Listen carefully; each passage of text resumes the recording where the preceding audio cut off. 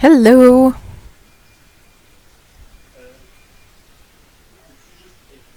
I'll be right back.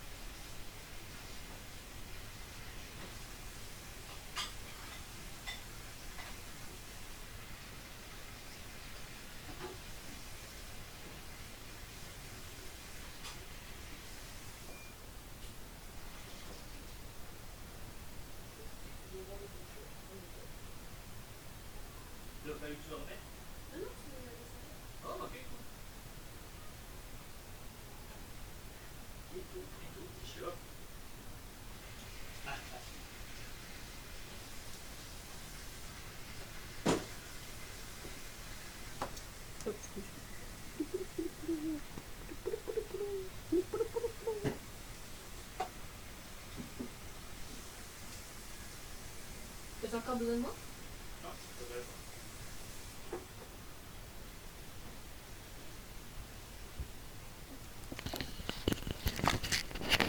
All right. Hi, Karasna, Heather, Josephina. Hey, Otto.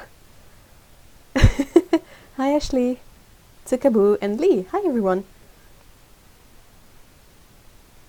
I will try to bring Peko back after she's had her snack, because for now she's gonna be too hungry to actually stay on camera.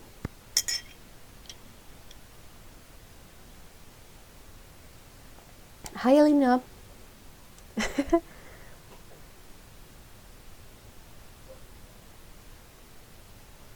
Hey, San.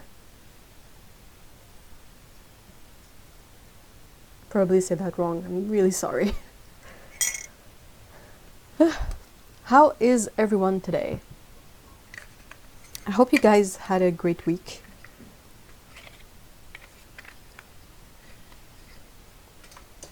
I felt like the week went by so fast. I should remove the setting up this text. Boop.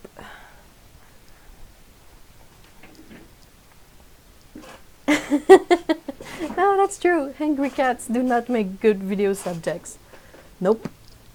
Nope, nope, nope. They just want to eat and go away.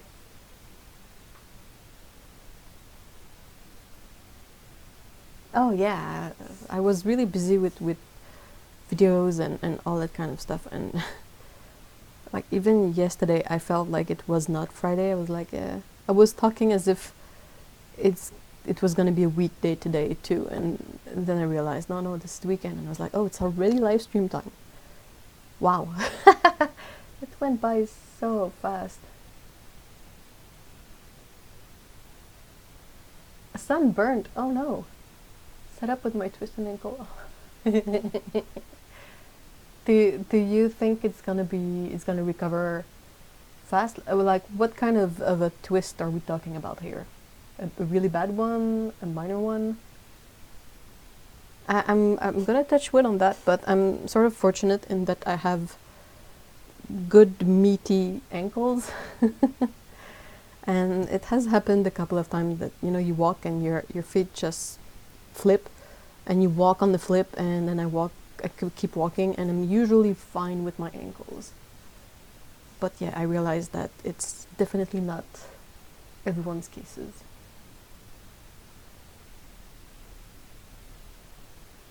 Yeah, I thought for sure that yesterday was not Friday. So I was I was giving like some cue to Mr. E, like where to walk to get to the bus, because anyway, I don't want to get into details because it's just gross. But and he was like, yeah, but I don't have to go take the bus tomorrow. It's Saturday. And I was like, oh yeah, that's true. I'd say medium. It's quite sore, but I managed to walk out of the forest on it. I think it will be sore tomorrow though. Oh, I really hope you manage to limit the extent of the injury. Ah, you're gonna have a bruise on your knee too. Yikes. San or Sane? San. I don't know. I don't know if you have to pronounce the two N's, because I never quite know. Like, I speak French, and I can go. I can get by in English most of the time, but the rest, it's a bit more hit and miss.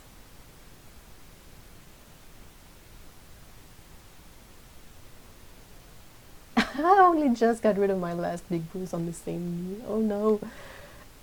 It reminds me, I always have bruises on my shins as well and my knees because I bump into everything.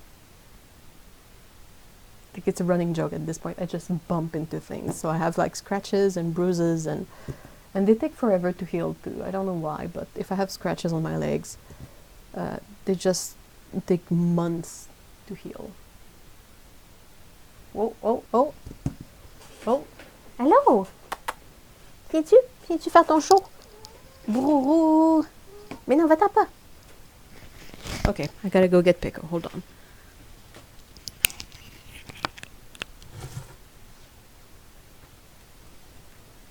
Let's set this up for optimal Pico sightings. Boop.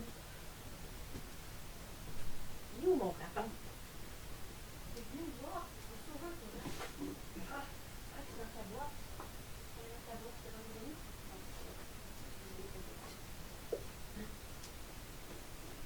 Tu lui as montré ta boîte?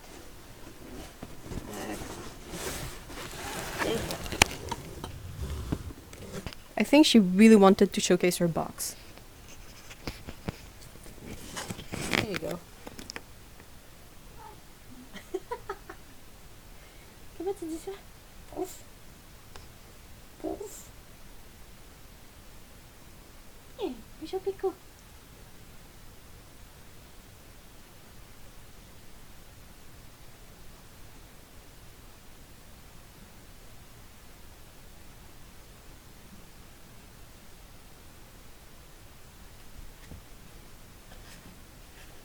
Hello.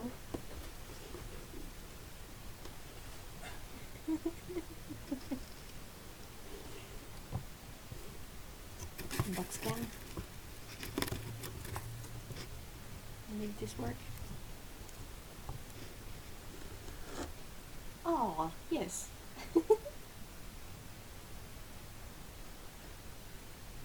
Cassie says hi. Do you have something to say to Cassie? Say hi to Cassie. She's purring. She's also shedding like crazy. Like this is not good. Tellement comment qu'on pense Péco, c'est défoncé.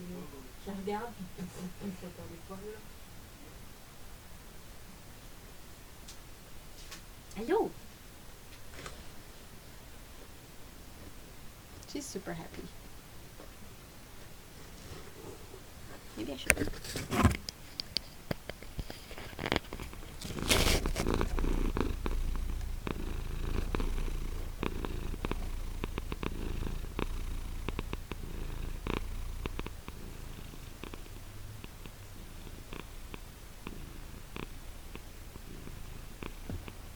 Oh, Cassie is 19. Good girl.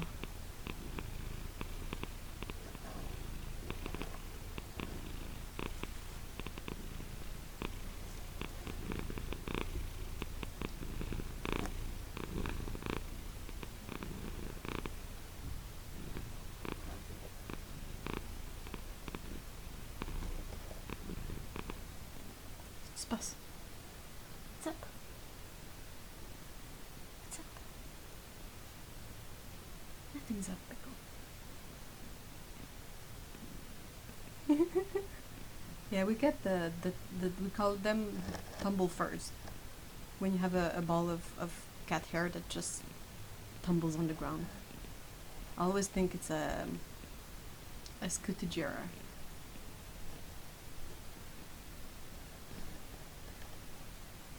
You really don't want to be on camera, do you? Come on, Tex.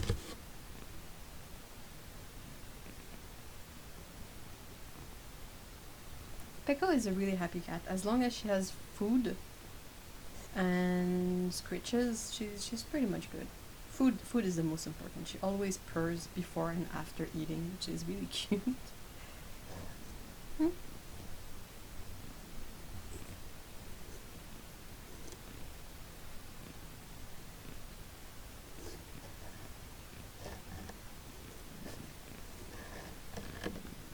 C'est quoi ton plan? Hmm.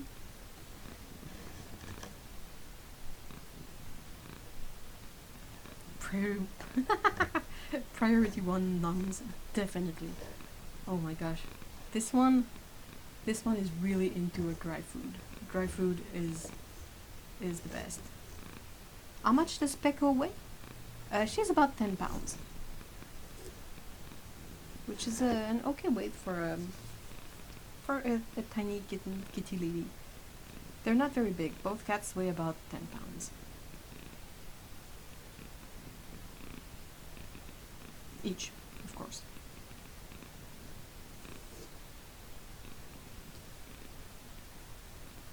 The color here is so off. What's up with that?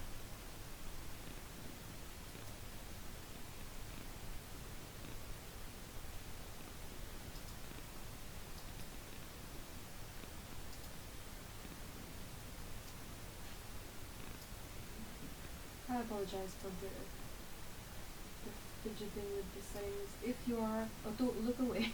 It's gonna be a bit flashy. I'm really sorry.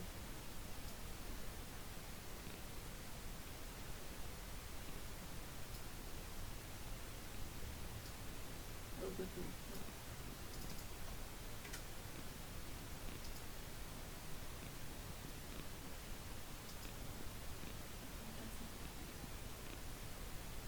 Why is it so dull?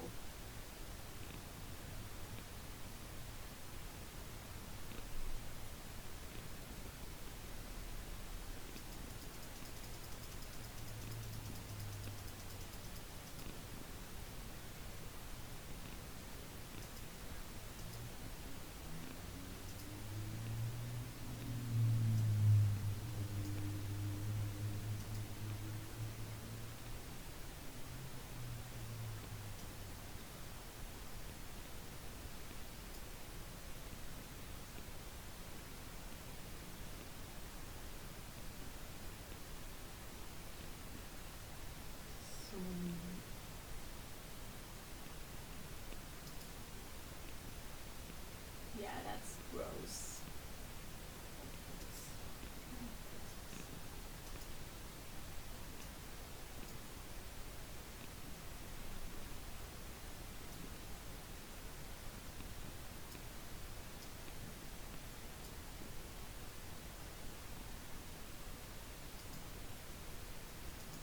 I apologize for this. I'm really sorry. I'm done. Otto, you can look back.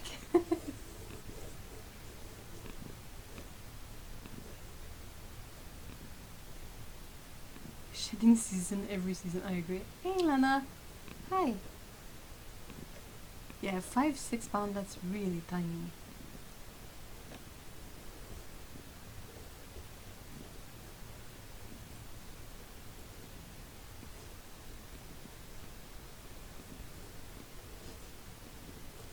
T'es contente, toi? Hmm?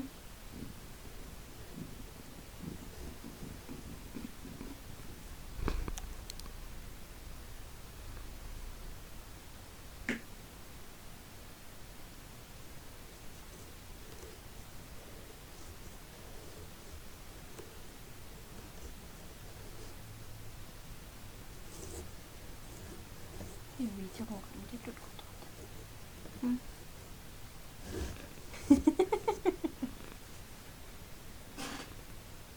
Hi.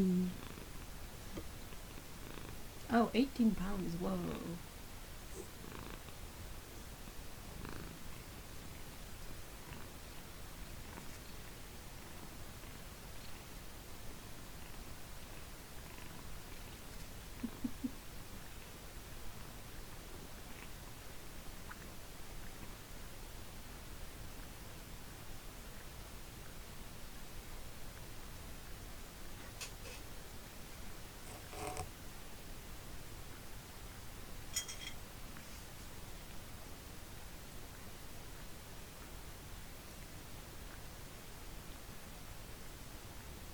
I don't get it. It used to be that this camera was the good one and this one was the terrible one.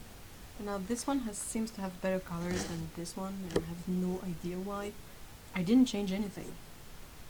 Well, I just did, but I mean prior to that. Qu'est-ce qui se passe?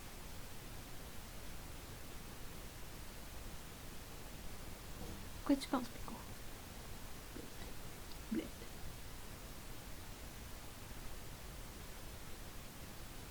Some cats are really just big, like Maine Coons are huge.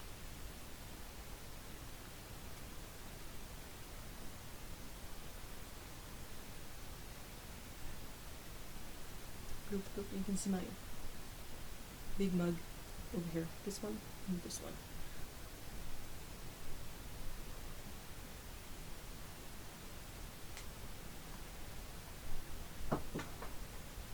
C'est quoi ton plan, Pex? Hmm?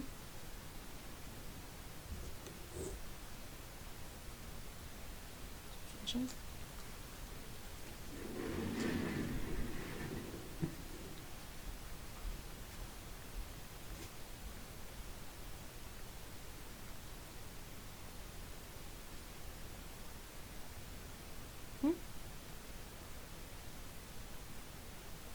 C'est quoi cette face-là, Pex?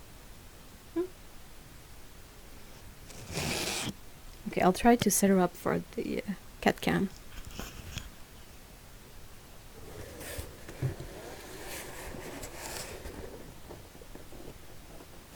Qu'est-ce que t'en dis? Tu prends ta boîte, je le mets ici.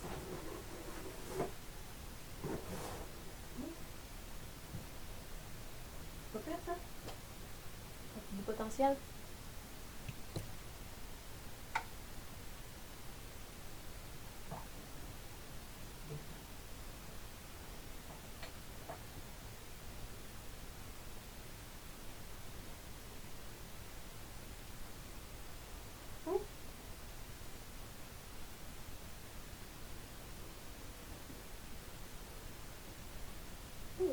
Good boy. Pas sûr? MacLeod, MacLeod,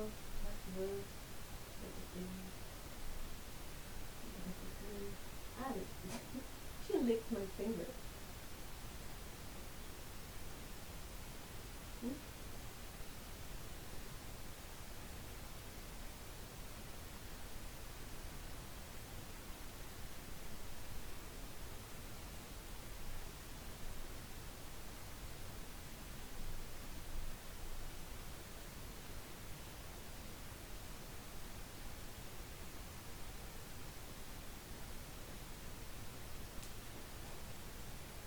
Good grief, that's not good. It's just, oh wow, what the hell.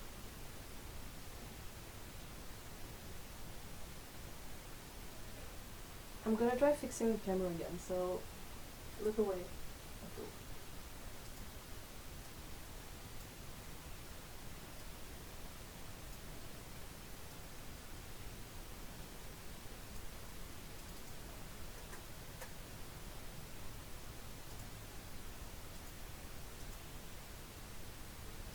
I hate this stuff. I hate it so much.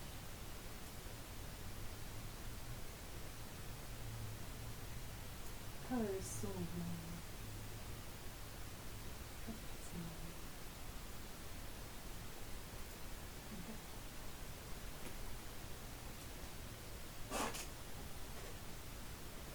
I adjusted the exposure, but it's I mean, look at my hand, it's purple. That's definitely not what it's supposed to be. What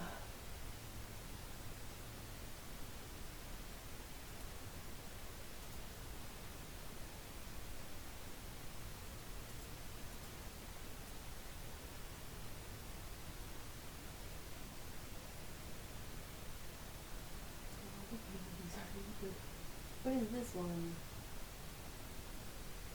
What are you? Saturation.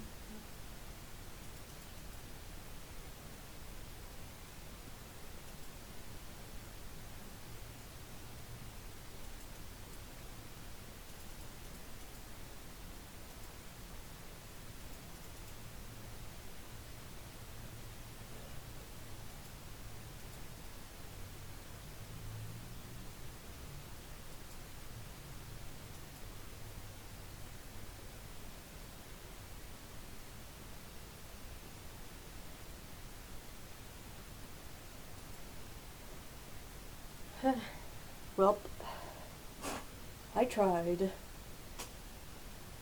It could be messed up because of the glares. That's a fairly good point. Hold on. Baltic?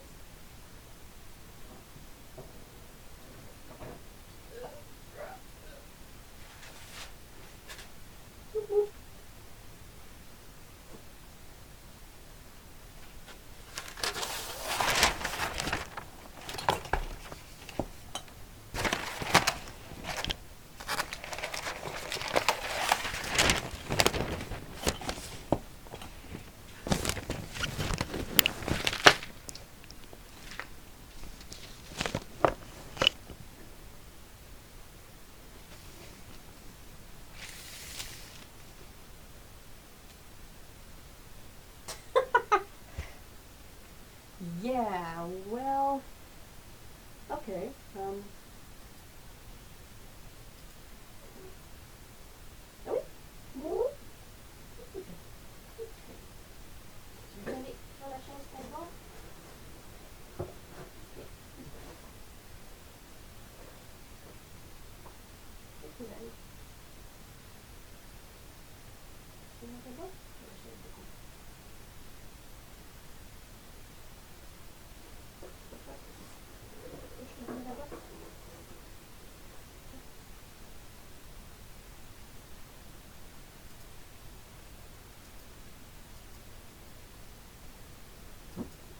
Oh,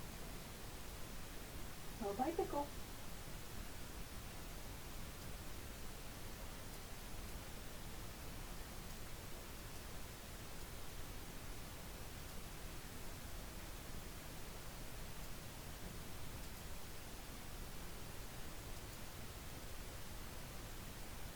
I think that's a bit better. Yeah.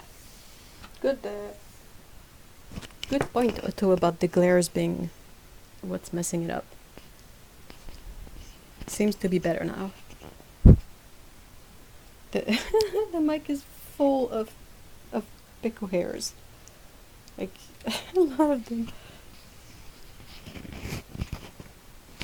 Okay. All right. I didn't put the cover originally because I wasn't quite sure what I was going to do today. And I thought I would ask if you would rather see a mulling video, like me mulling some paints live, or drawing as usual. Sorry. Because when I mull, I don't. Either I use a really old cover that is all dingy, or I remove the cover so it doesn't get all busted up.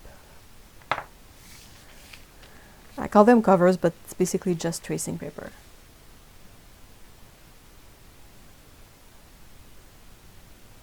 Whoa, that's really strange. How did you work around that, Otto? Lotta says we had the same problem FaceTiming each other when I was in Japan. When the light reflected off my eyes into the camera, it really messed up the camera. That's... wow. It feels like a really, a really like precise camera. So yeah, what do you guys think? Mulling or drawing? Let me know in the chat.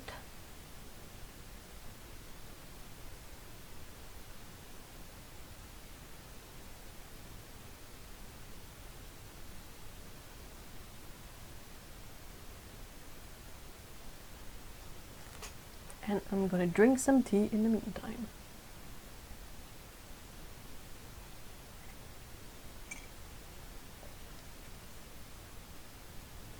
Drawing of someone mowing.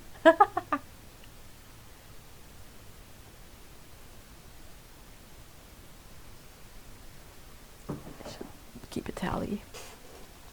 What's this? Okay, that's good.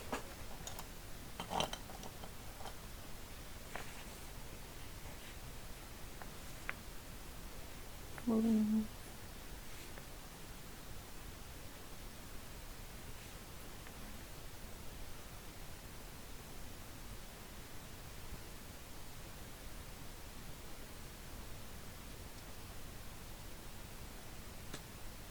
I tried mulling 2 pigments lately and they were both nightmares.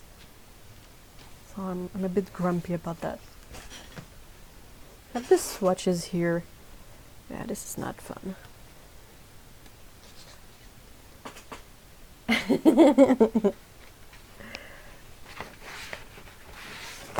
So I tried mulling pipestone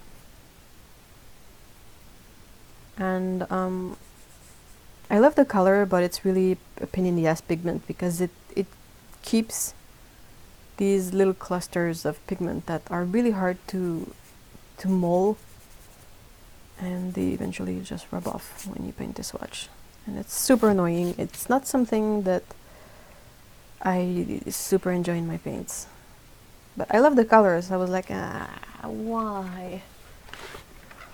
And then I tried to do another pigment I got that I was super excited for. The green color looked super promising, but then it's also one of those darn pigments that has the freaking little clusters of pigments that are super hard to break apart.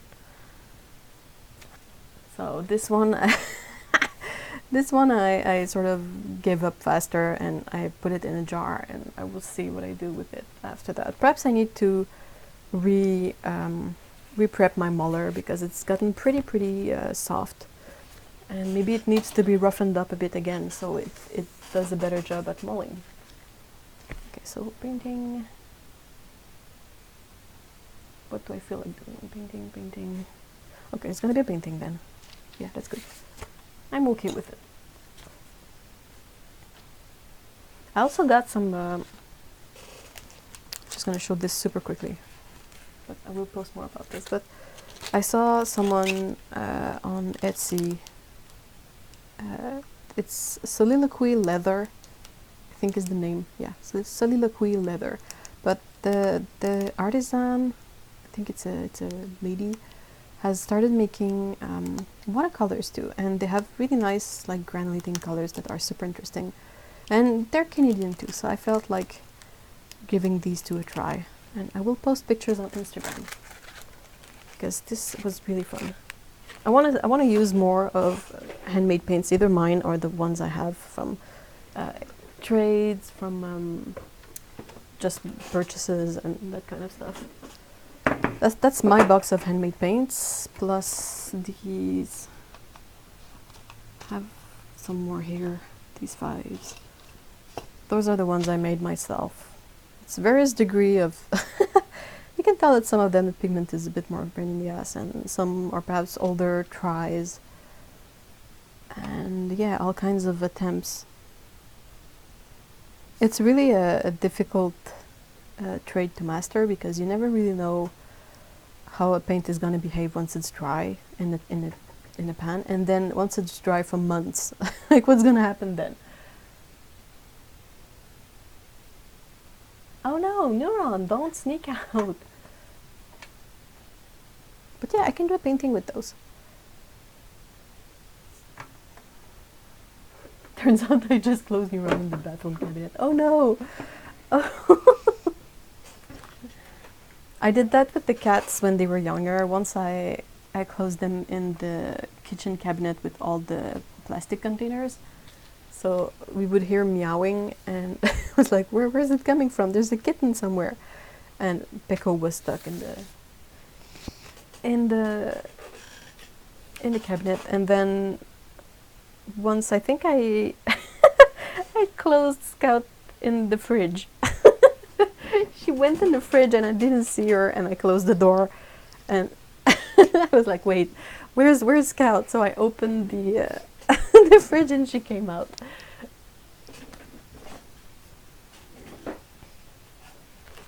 He's learned how to open the cabinet, so I keep closing the door every time I go to the washroom. He was there was he like sleeping? Was he just like chilling in there, having a great time?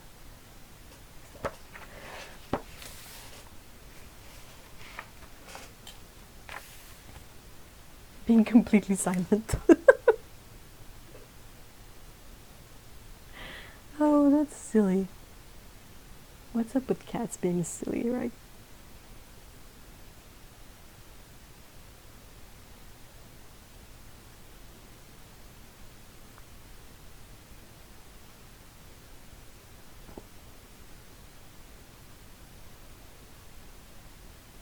Oh no! I think that none of my catnip actually grew. None of my shiso as well.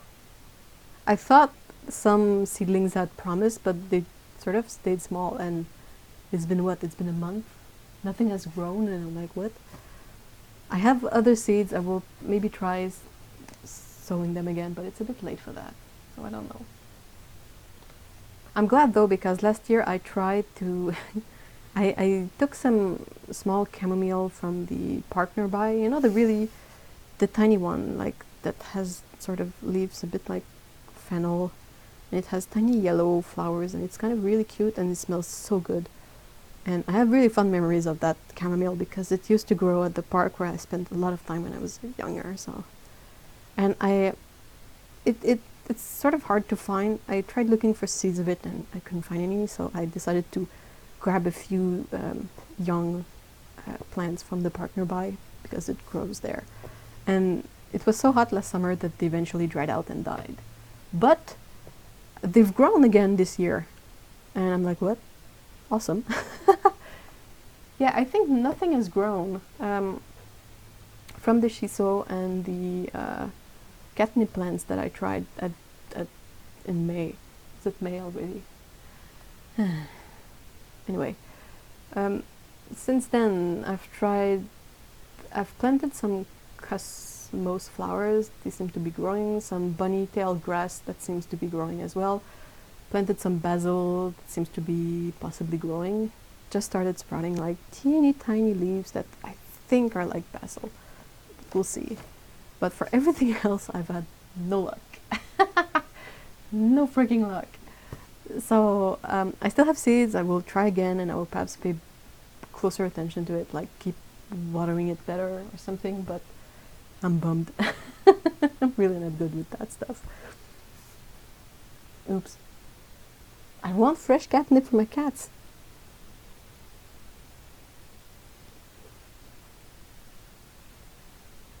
Oh, I'm a little overexposed. Yeah, sure. Hold on. It's sort of really hard to... Okay. Look away.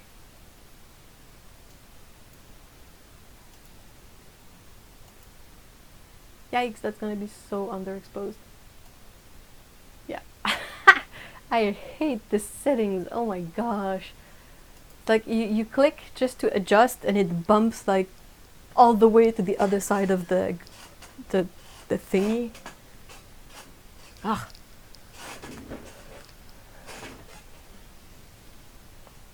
What is a perennial? The catnip? Or the chamomile? Anyway, I'm super glad that my tiny chamomile plants have had a second chance this year. I feel like they would work well on our yard. Thing is that I cannot really keep plants indoors because my cats are jerks, and I have zero sun. Fun with technology today, yeah. Yeah, so much fun. Well, I call that chamomile, but perhaps it's not even the proper name for it, but that's what it smells like to me.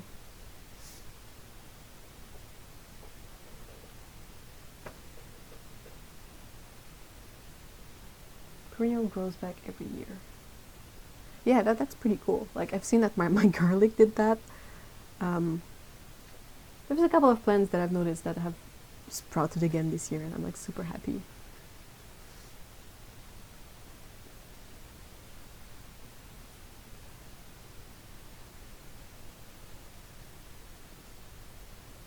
Cats are jerks, that's why we love them. Yeah, it is. Hi, Jen. Hi, Jemmy.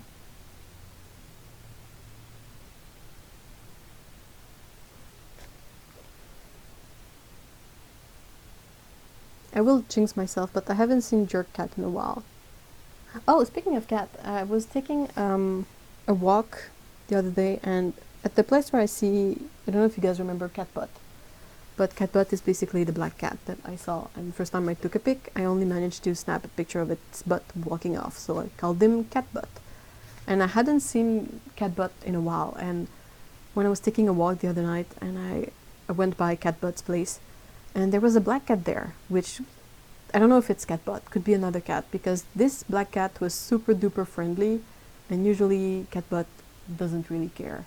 He just runs away. But this cat that came to see me was like super friendly and wanted some scritches, and he also had most of his tail missing.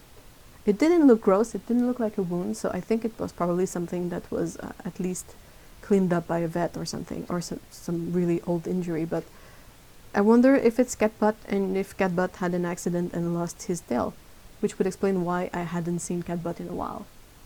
But yeah, I'm mostly perplexed by the fact that this new cat was super friendly, while Catbutt is usually not super friendly. But I don't know. It was a black cat in the same spot, so it's kind of hard to say which it was. Catnip is perennial. Ah, cool. If I can get it to grow once, it should come back then.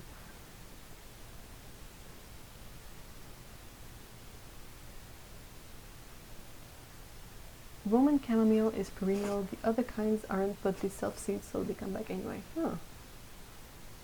Maybe Catbutt got used to me. Maybe Catbutt was still on meds and just not himself. But I was able to give the cat a couple of treats and a couple of pets. It was so cute. Yeah, maybe someone took him in and socialized him during tail recovery. That could be.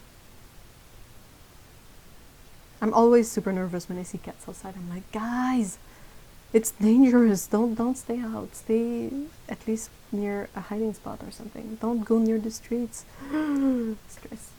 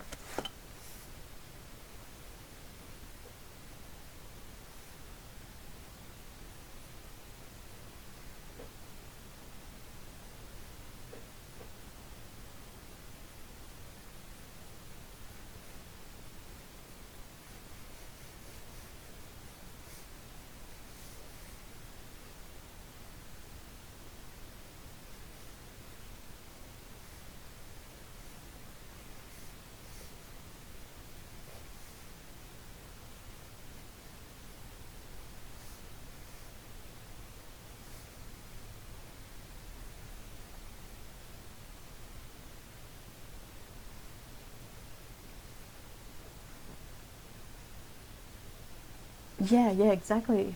Heather says that she knows my fear. That's how she ended up with Havoc. 10 lanes of traffic whizzing by 10 feet away. Nerve-wracking. For everyone. For the humans attempting to rescue, and for the cat that's stranded there. Cats are so freaking dumb. Like, I've seen cats dash into traffic just because someone is coming on the sidewalk. I'm like, dude, one is definitely worse than the other. Holy crap, don't jump into traffic.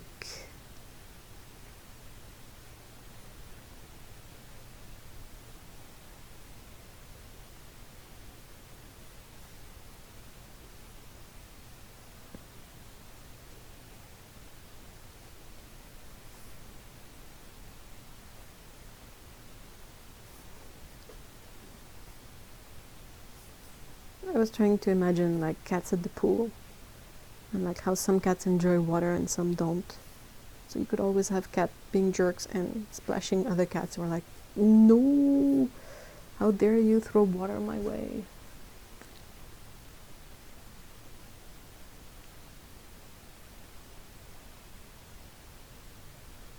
Oh, that's great. I'm still super nervous about cats being outside. Like,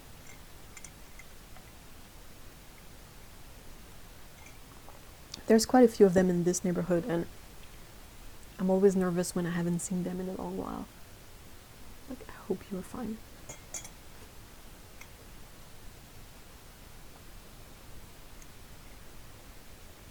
Like, I was getting nervous about Catbutt. I was like, where is Catbutt?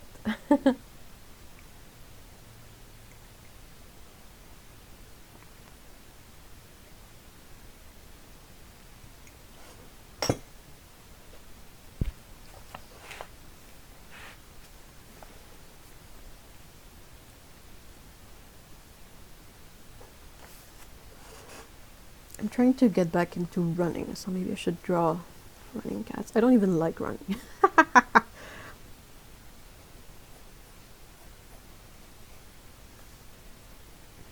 Yeah, some people really enjoy it. I don't, but on the other hand, it's a really inexpensive way to exercise, so it's a bit problematic here in Canada because half of the year is freaking cold. Well, I don't mind the cold as much, but if it was super cold but there was no snow on the ground, I would run anyway, no problem. But it's running, like sometimes yeah, there's just nowhere to run. If they would perhaps be, sorry, hiccups. If they were a bit better about, you know, the plowing, because the thing is that it's always a mess. It's either super icy and slippery, or it's full of snow and you can't really use it, or yeah, it's just problematic. There's a park nearby that I can go run to most of the year, but in the winter they don't really clean up the pathways. They like clean up half of them. So you can run, but you cannot run around the park like you can in the summer. I was thinking about something, but I'm not quite sure. I really hope I can bring this topic up and it's not going to derail. But I was thinking, you know, we're a bunch of artists, and a recurring problem, there's like two issues I see coming back, is that our interest prevents us, I mean you, but I mean us, from being super active, because our interest is not like being active, it's being creative and it's arting. So being seated or standing, if you have an easel, and that's it. Like the hand gets a good workout, but that's about it. And it's also really recurring in our super awesome community that people have chronic problems, kind of chronic disease, pains, all of that. So it's even more difficult to stay healthy and exercise enough in their circumstances, and you sort of have to approach this on a case-by-case basis. And I was wondering if there was perhaps a place for kind of I want to say community within this community to talk about this and perhaps encourage one another to be more active.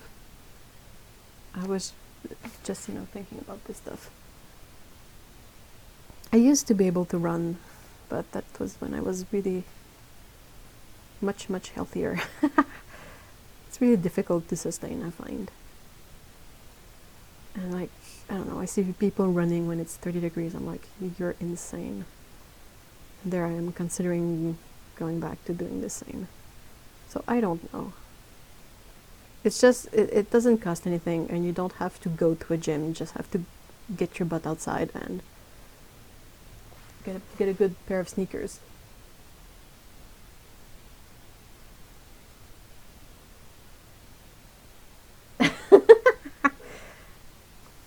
Walking is good. I mean, walking is a slow run, isn't it? Running is a fast walk. Depending on how you want to see it, but yeah.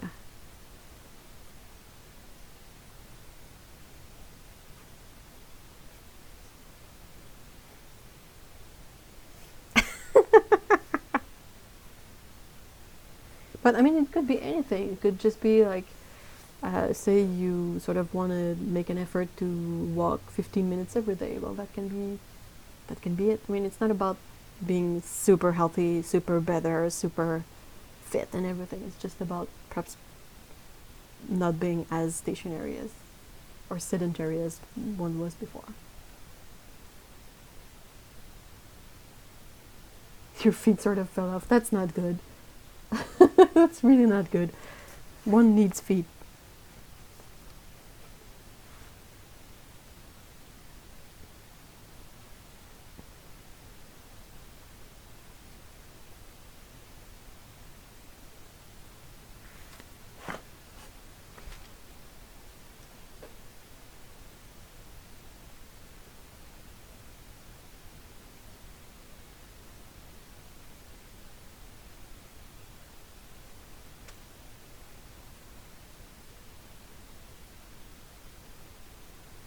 Oh, that's a bummer.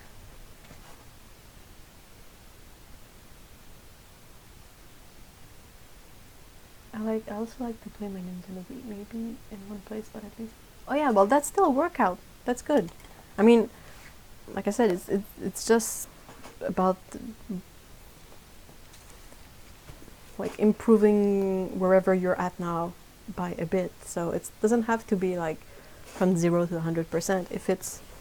Um, if it's about just walking more or doing a better upper body workout, like anything. Where is my Arches paper? There it is. Yeah.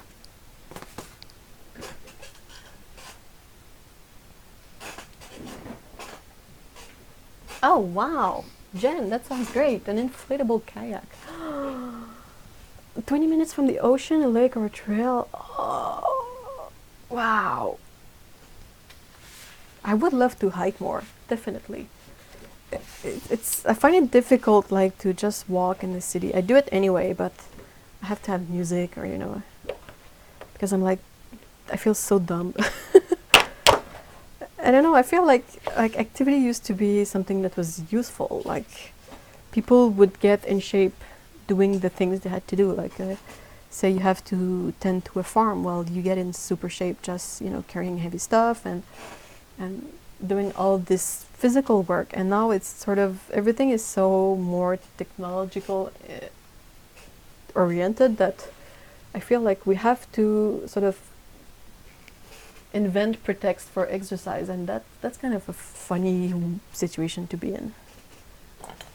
Like when I see people do CrossFit downtown in the city, I'm like, well, yeah, that's like you run up and down the stairs to a building somewhere, and I'm like, whoa, that's kind of weird. But yeah, hiking is pretty great because you're in nature at least. I don't know, it's just weird. Like I take my walks here and I'm walking on the sidewalk and I'm like, yeah, this is a bit weird. Gym membership, inflatable kayak, and a bike rack. Sounds fun. Kayaking is really fun. Slid out of place. Oh. Well, I mean, if you can't run, just don't push it. It's not worth it. You seem to be quite active with the terrain and everything. We need this sort of art on the go. Oh, that's fun. Yeah, walking with dogs is a good one.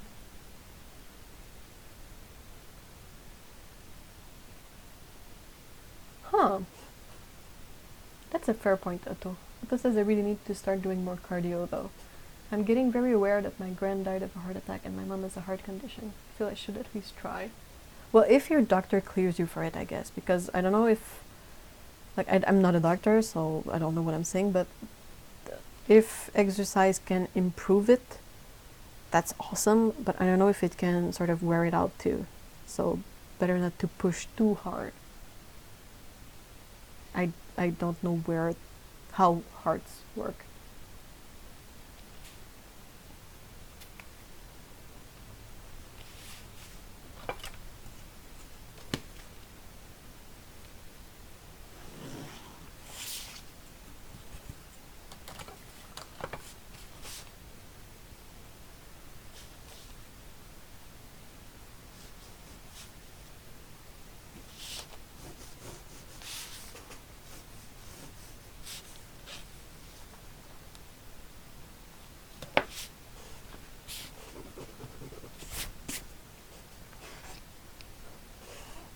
I don't know where my super big eraser is.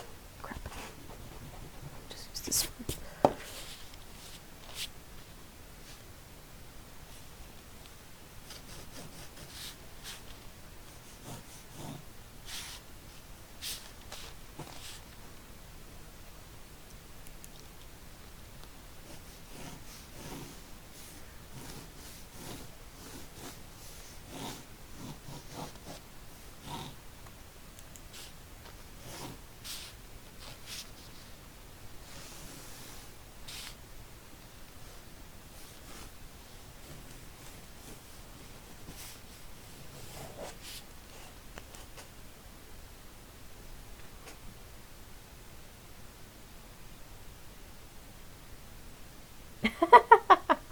Pomeranians are not exactly hiking doggos, I agree.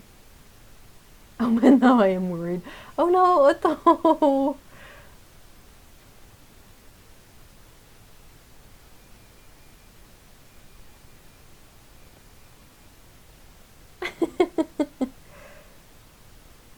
Just, I don't know, I feel like hearts are super serious business.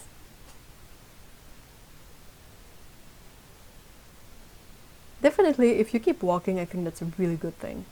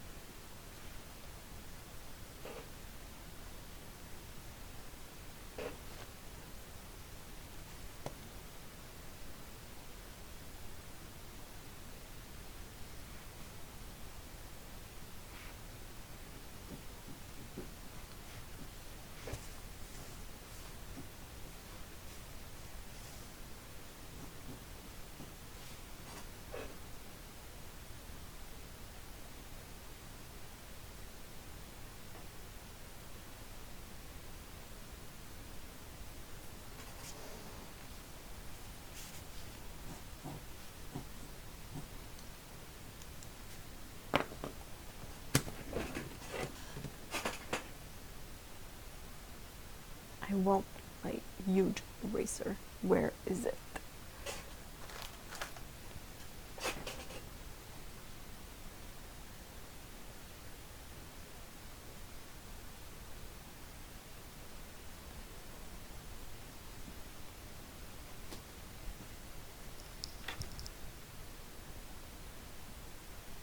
Aha, there it is.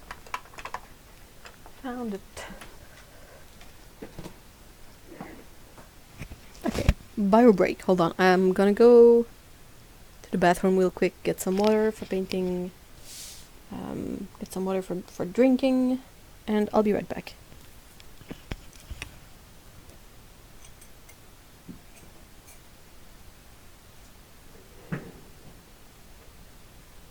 Whoa, what the fuck? Je pense que j'ai gagné un petit.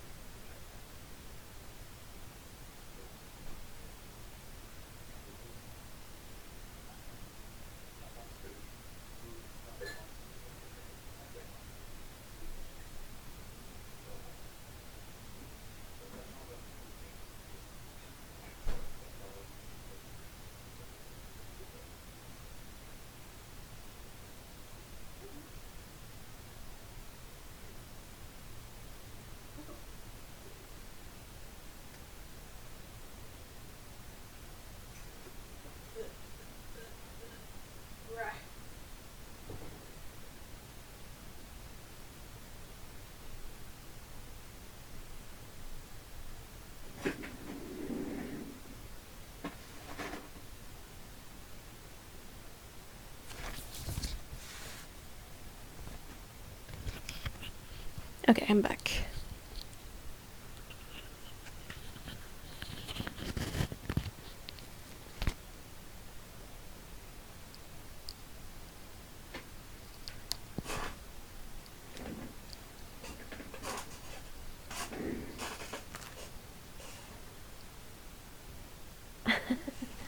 Such a one to do it all.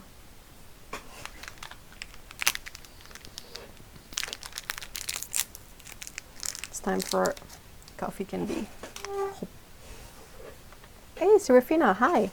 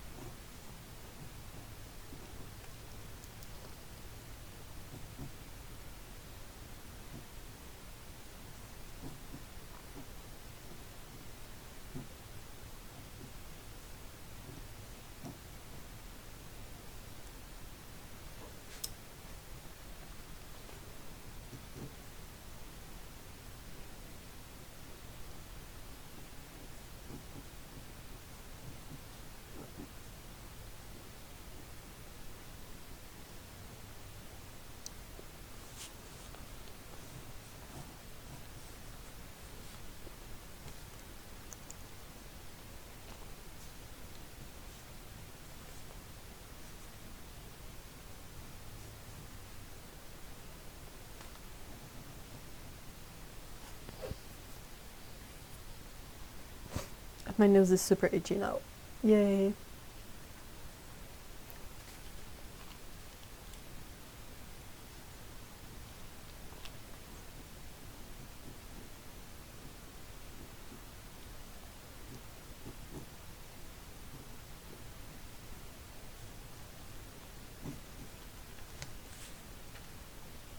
Hey, Cyan, hi.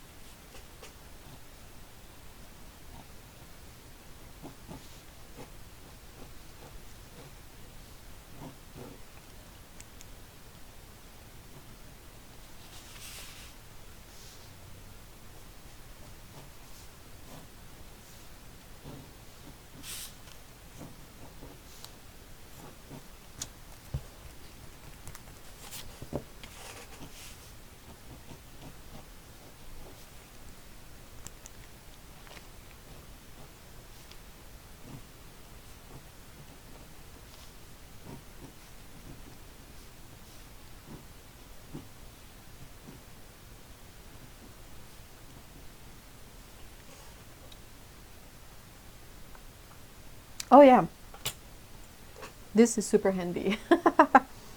I use it all the time for when I'm making charts like this. You know, you just have to, you don't have to really measure everything.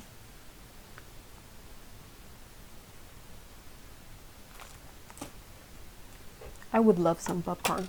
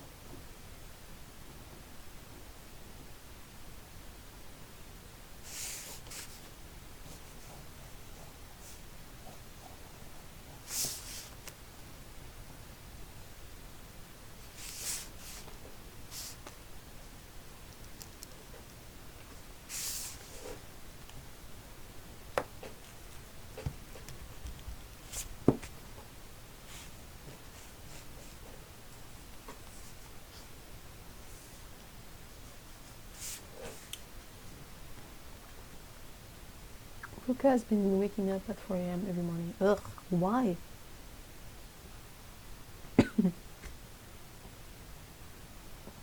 Does he want anything, or is he just being annoying?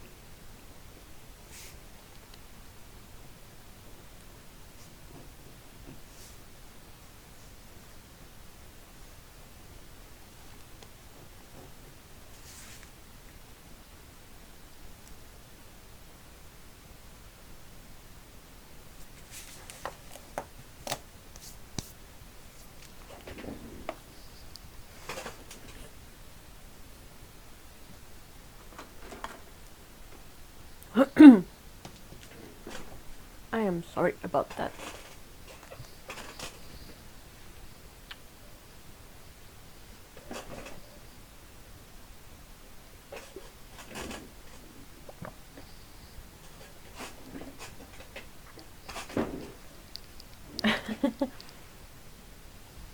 Oh no, I hope it's not a health issue.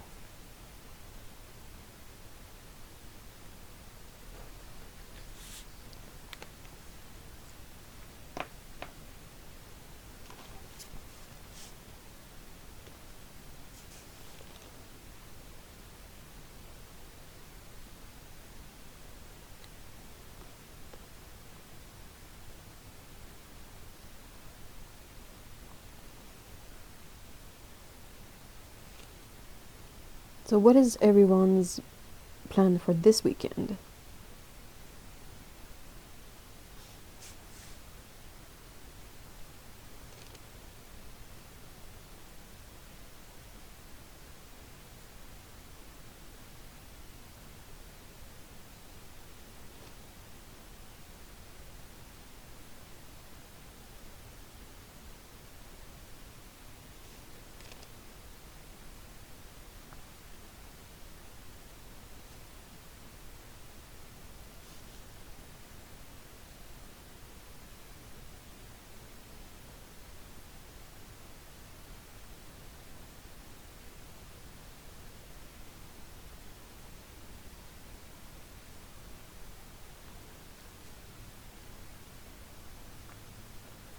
Oh, more light fastness test. Ooh. Any brand in particular?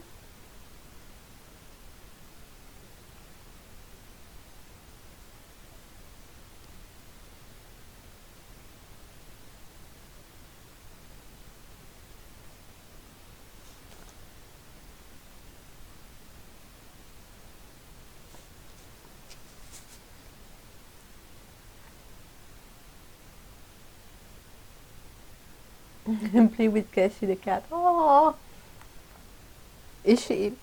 Sorry, it's really stupid candy to eat while trying to speak. Is she still very playful?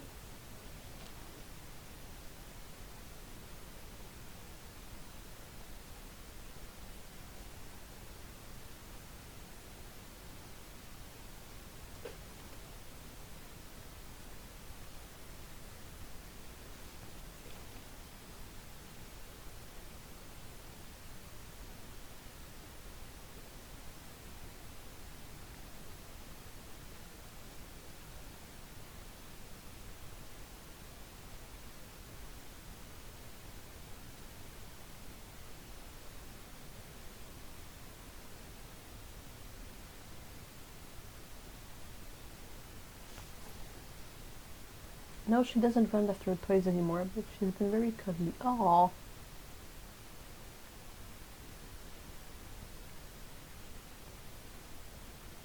So Lena says that she's watching the Magellos, Holbein, and everything I got over the winter. Because I did not swatch them. Whoops.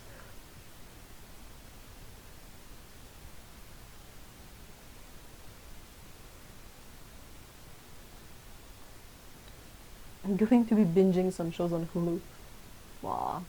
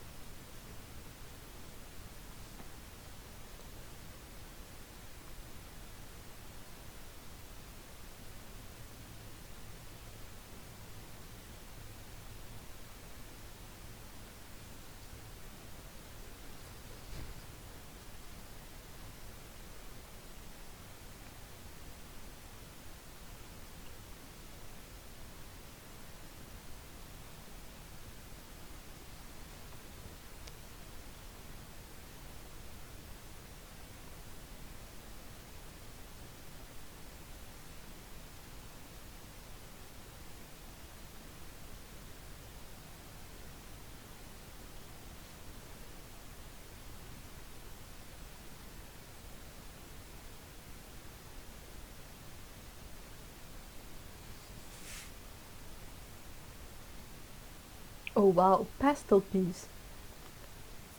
You mean a nightmare piece? No, I'm sorry.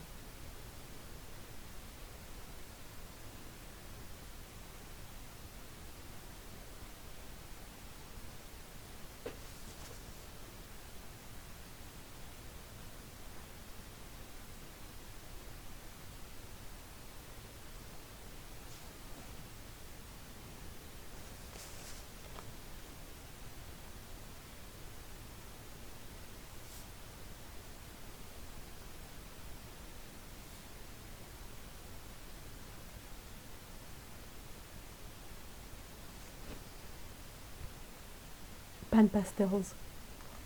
Still dusty, right? Oh, good grief.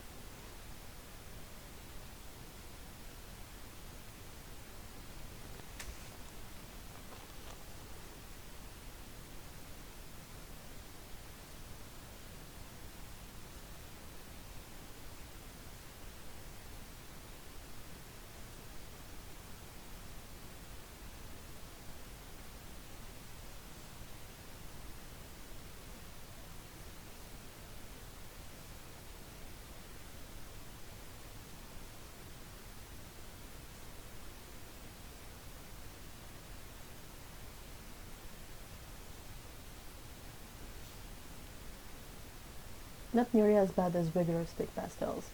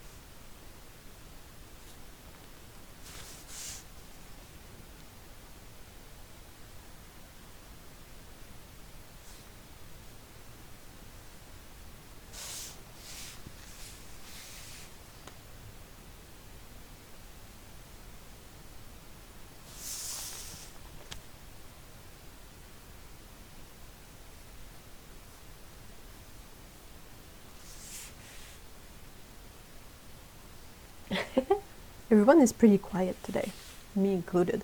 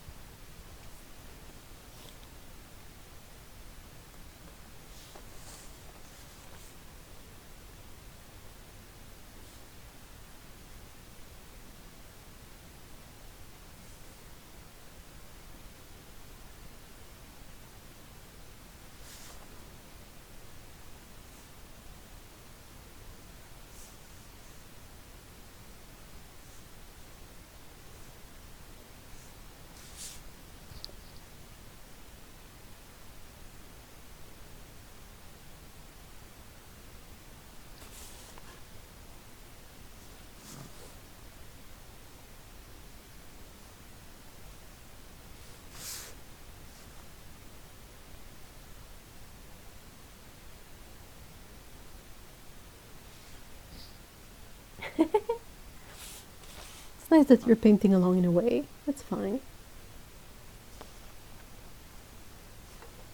It's a very sort of dull day today. It's grey and there's a bit of rain. At least it's not super warm, but Yeah.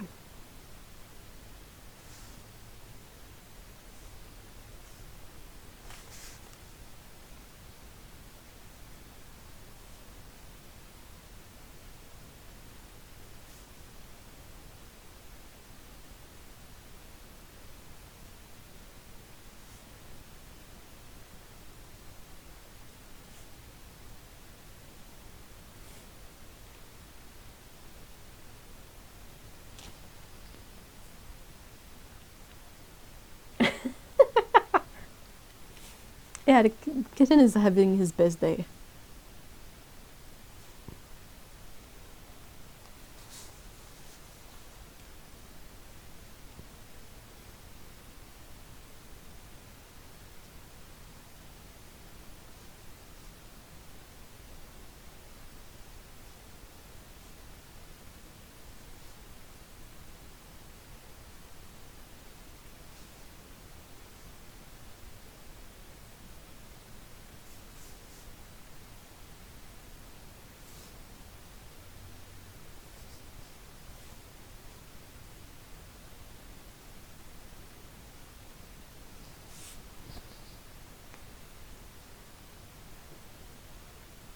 What are you drawing, Jen? Aw, poor Cyan. Whoa! Takabu says, this reminds me of a trip to Alaska my family took back in '01.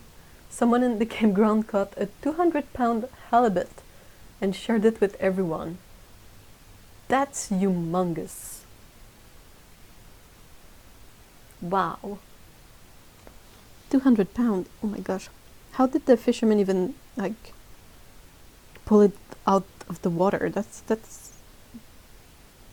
a lot more than most humans.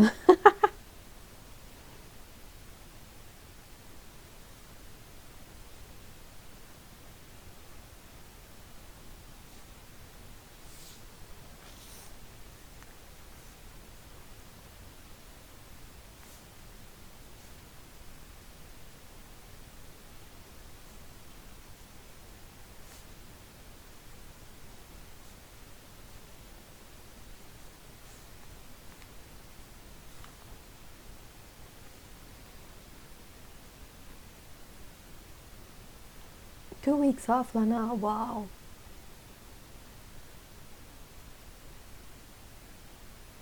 I hope you can make the best of your time off. That's awesome. I did a visual journal page for the week and now I'm going to draw a cat too. Awesome. Draw all the cats.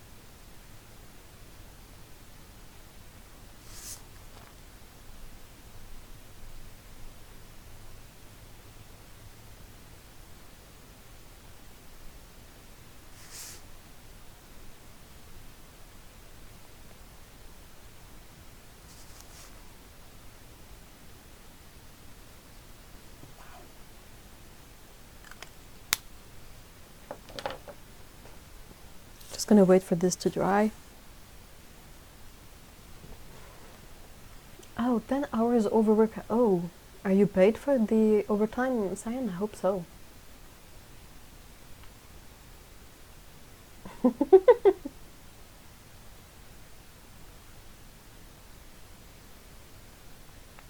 Ah, I was stretching my back.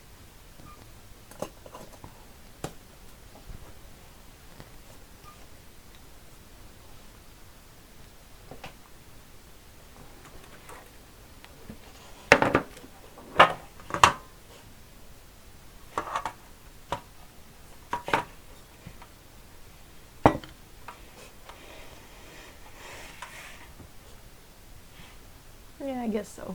It does get it that time off. Ugh. Yeah, used to be like that when I was on contractual work. Back when I had a sort of steady work thing going. I am not super fond of that system because, well, it's kind of weird because in a way, if you leave or if your contract ends before you had the chance to use those hours, those hours of time off, they usually credit them to you, so you get paid anyway. But could we please not overwork anyone? I'm not super fond of the overtime culture. If that's a thing that I can say.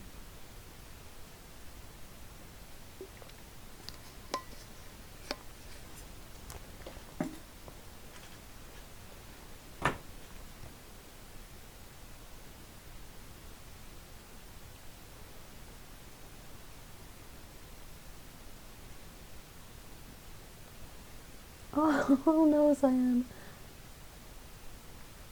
And it says, last week I drew a really awesome spider there on a whiteboard, and then one of her co-workers told them that he was really afraid of spiders and asked really politely if they could erase it. That's such a bummer.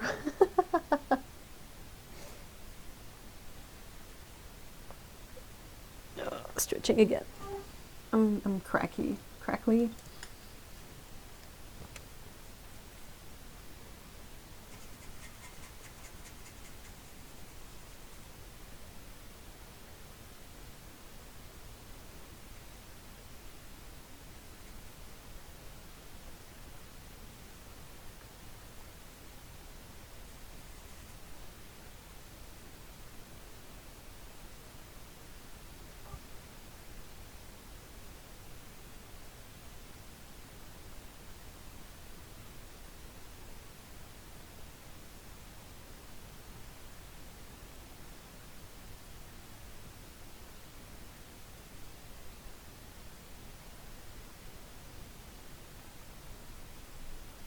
I'm gonna be using my handmade paints to try and paint this thing, this drawing. It's been a while since I've used most of them, so that's gonna be fun to see, I think. Sorry, I'm gross. I apologize. That's the problem with drinking water on stream.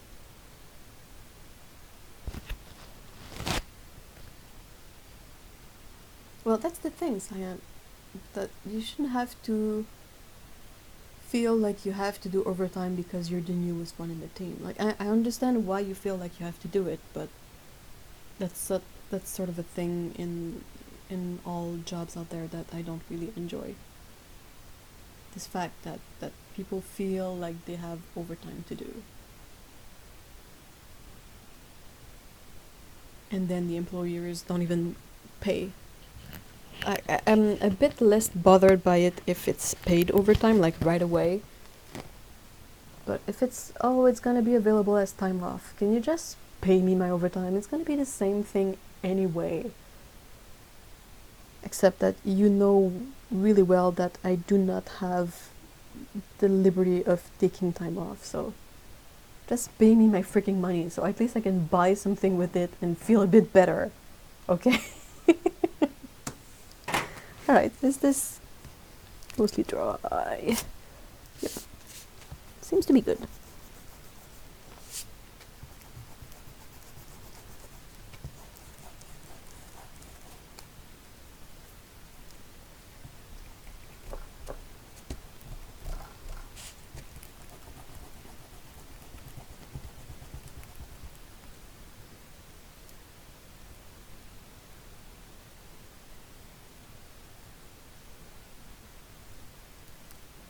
Well, that's better if they let you use the time off, because that's sort of the same as being paid for it in the end, because you are paid, but you don't really have to work. I'm pretty sure it's a thing.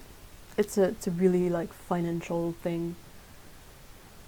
Like, I don't know, maybe they budget, say just random numbers, but say someone costs $20 every pay. Okay, I know this is a shitty number, but just for the example, well, they have a budgeted allowance of like every week someone gets $20 of the budget. So if you do overtime and you're like, well, this week I should get $40 because I did overtime, it's not in the budget. So they're like, we can't really pay you extra because our budget doesn't have any extra. So what we can do is we still have your $20 budget next week. So we will give you the money from the next week budget, but you don't have to show up for work because you'll be on time off. I'm pretty sure that it's got to be something in that general sense, I guess, which is why they give like time off instead of pay overtime, but still is crummy. Like, I know that for myself, when I worked, I was on contractual work most of the time, and it was always such a big rush that you never have time to use your time off, and then the contract ends and they have to pay you your time off, and when they do, it interferes with the unemployment money that you're supposed to get. So you're screwed either way.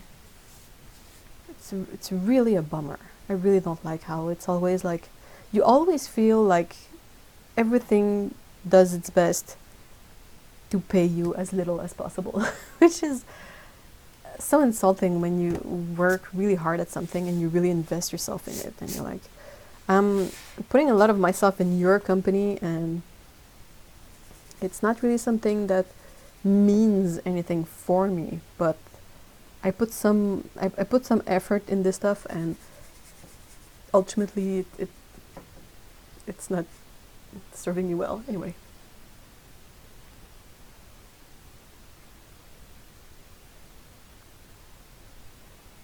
Oh, that's pretty yeah.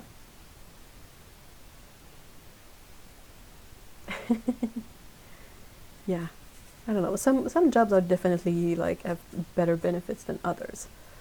I've had mostly jobs that didn't have much in terms of benefits because you're a contractual worker, so you're there for 12 months and then you're gone. So you basically have work for 12 months and then you need to find something else or use your savings, and you have to manage. I'm not saying this is the best, I'm just saying that that's, if I take my dad, he had a job with benefits for a really long time because it was much easier to find those jobs for his generation than for mine. So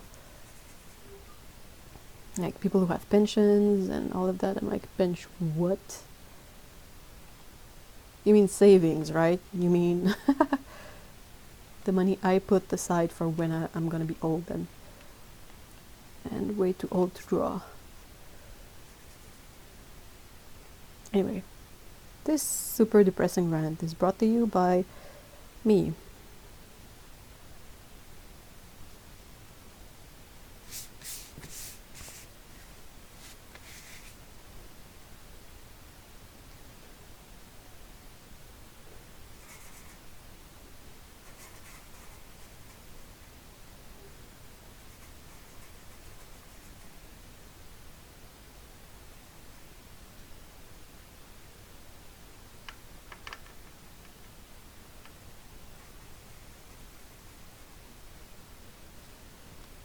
It's always a big question for me to figure out which of my pen is which color at some point, because some of them I can pretty much recognize on sight, but others I'm like, which of these browns is burnt sienna?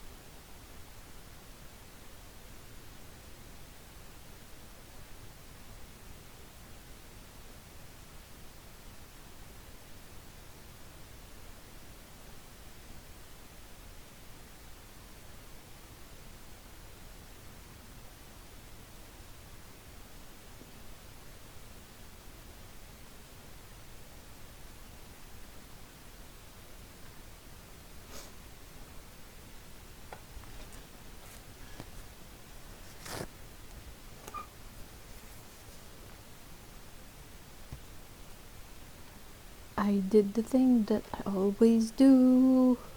Paint wet right next to something else that is wet. And then it spreads it, makes a mess, and I'm like, yep, you did it again, good job.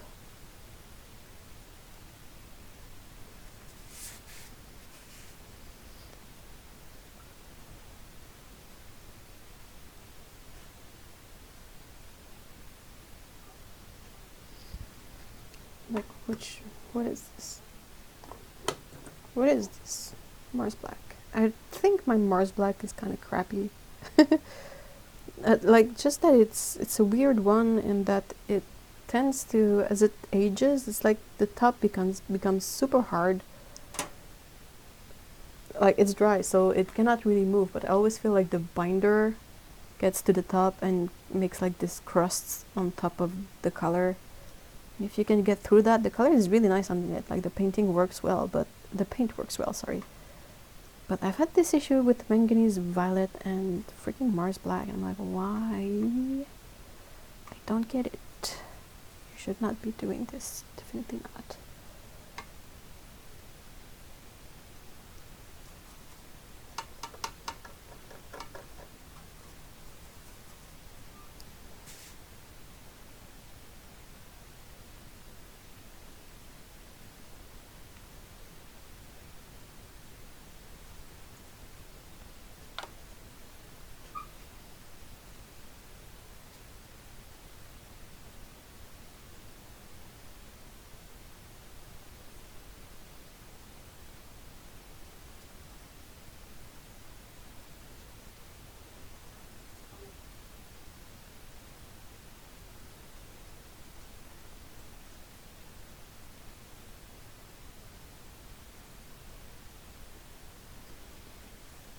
Yes, I am using my handmade paint today. My setup is aesthetically pleasing today. Is it really? And yes, these are my handmade paints that you will see either make a huge mess in person or just, yeah.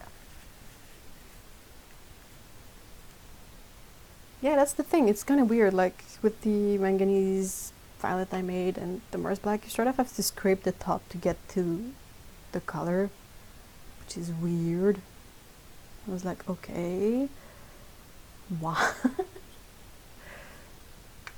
Why did you feel that this would be a good thing, paint? Tell me.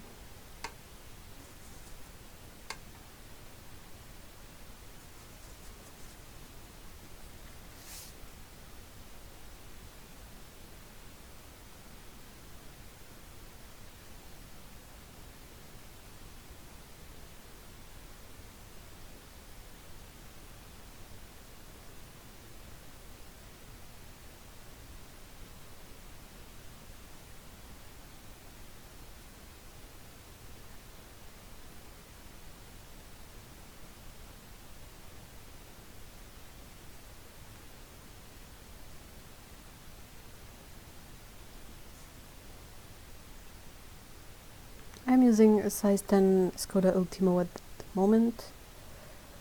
Maybe I will move to a smaller brush when it's time to paint the cats.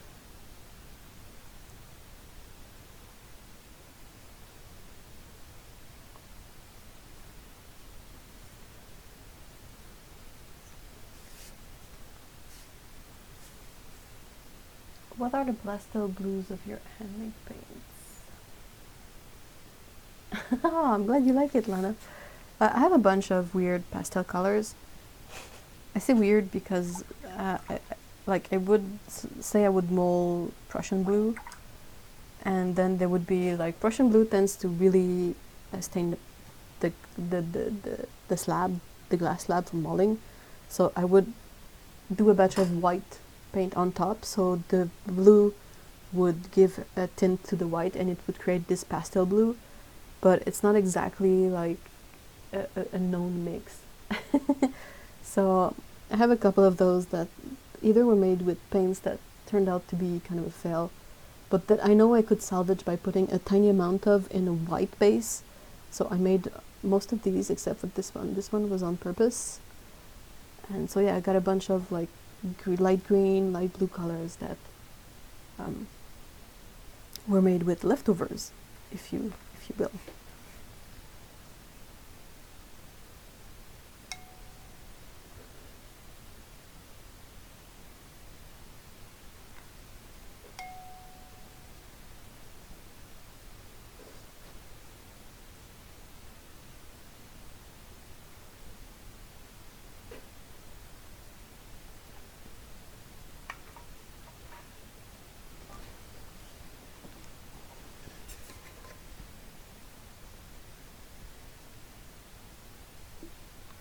Yeah, that's a good way to name them, the leftover pastels.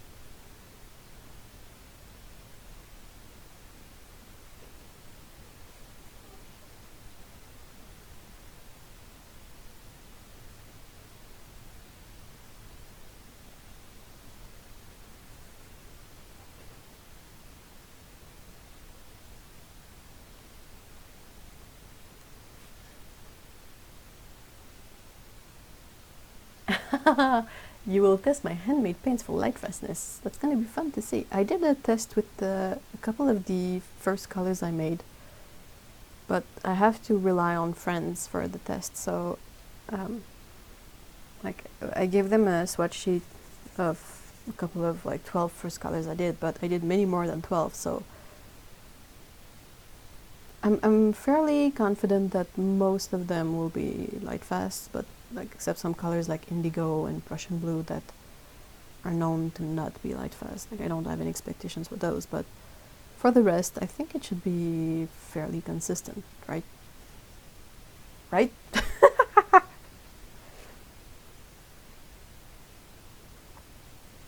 How many people are watching? Just curious. Or listening, or just doing something else in the background. Or having me in the background while doing something else.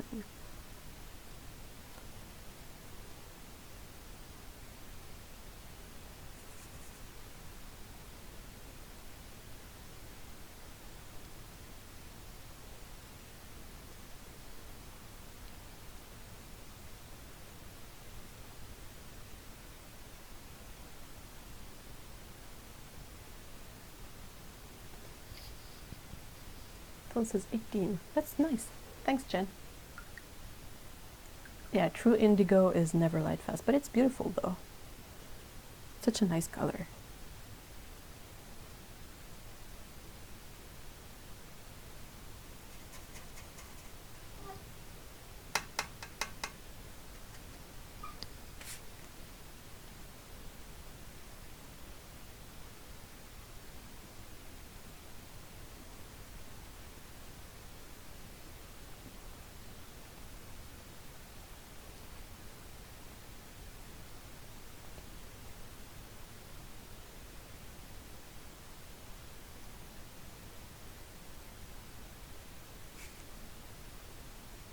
Oh, making soup.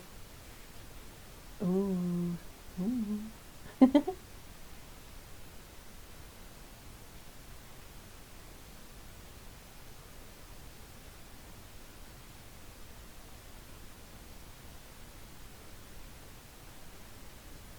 I have some genuine indigo in my palette. Hold on. I'll just finish painting something.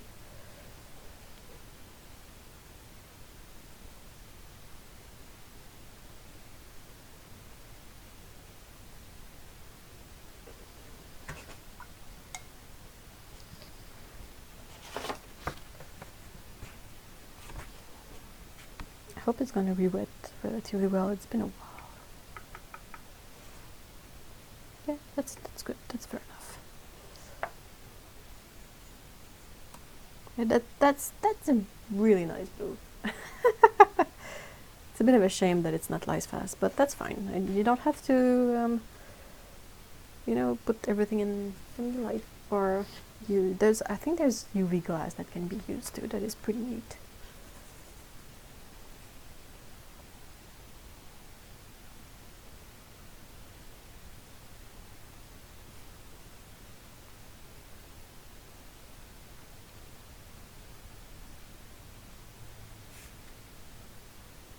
Otto, I saw Otto's Indigo Spotlight. That was really nice. I haven't seen Sadie's yet. Who's a bit behind on their watch list? Me. Like, it's really difficult because I don't spend that much time in front of my screen looking at things. And some of these videos are really, you know, more interesting if you look at them, because it's about paints and colors and pigments and, you know. So I always feel a bit bummed out when I can't watch. So I postponed watching them, and then I have a really long list to watch. And hardly ever enough time to do so.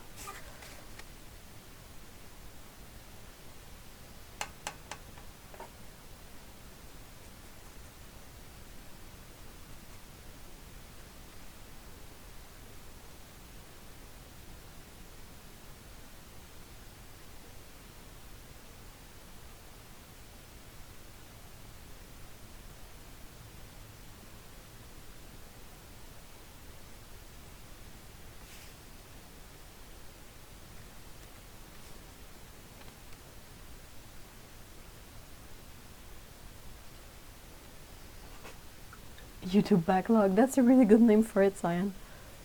Mine is getting so big.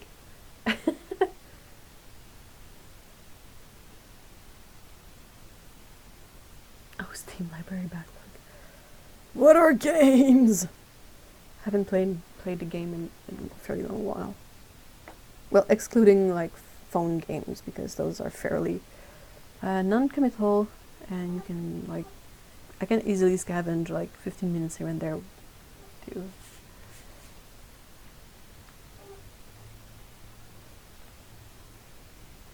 play phone games.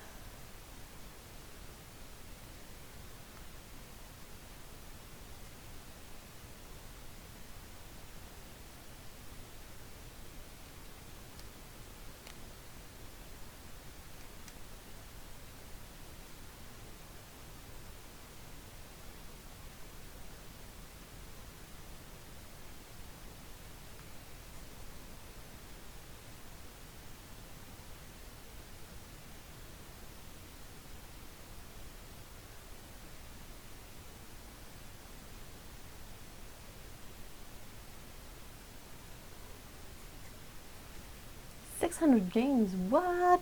Whoa, good grief. That's a lot of games.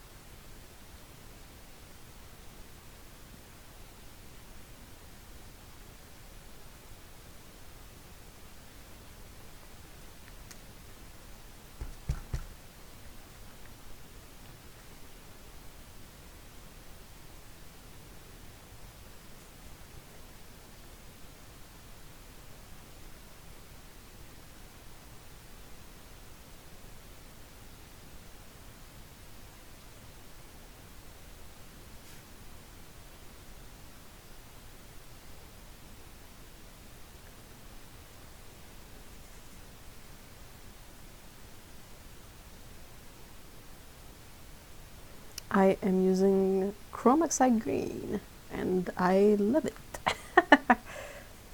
That poor color doesn't deserve all the hate it gets. It's a really nice green.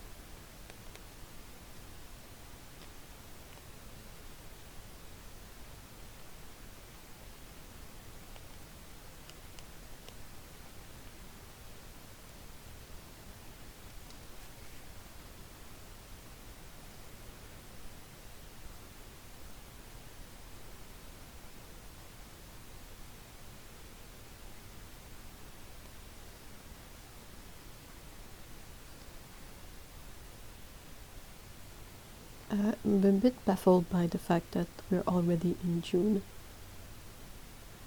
Like, it was like, this is the 6th month of the year. What? Already? What? It went by so fast.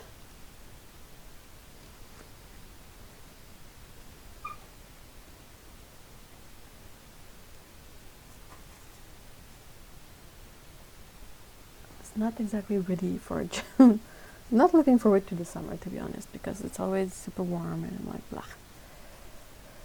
I don't have AC. I cannot work as efficiently on the computer when it's super hot. So I'm not quite sure how to manage. Like, live streaming gets really complex when it's hot because the lights are hot, the computer is hot, everything is hot. Me. Weather. I keep painting over my darn fishy.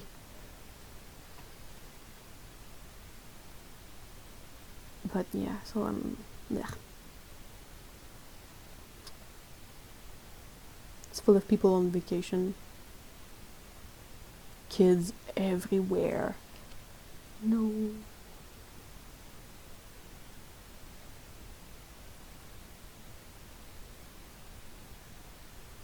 I keep having weird dreams that I'm still working with kids in the summer camp. I'm like, why do I keep dreaming of this? Oh no, that's true. Fire smoke season. That's another bad thing. The fires in general are really bad. I mean, I know to some extent nature needs a couple of fires to renew some of the trees, but not to the extent that we've been having the last couple of years. Like, this is problematic. This is not cute little forest fire that renews the forest and have some trees grow and all of that. This is nightmare stuff. I think Bill Nye puts it really well. It's on fire. Not good.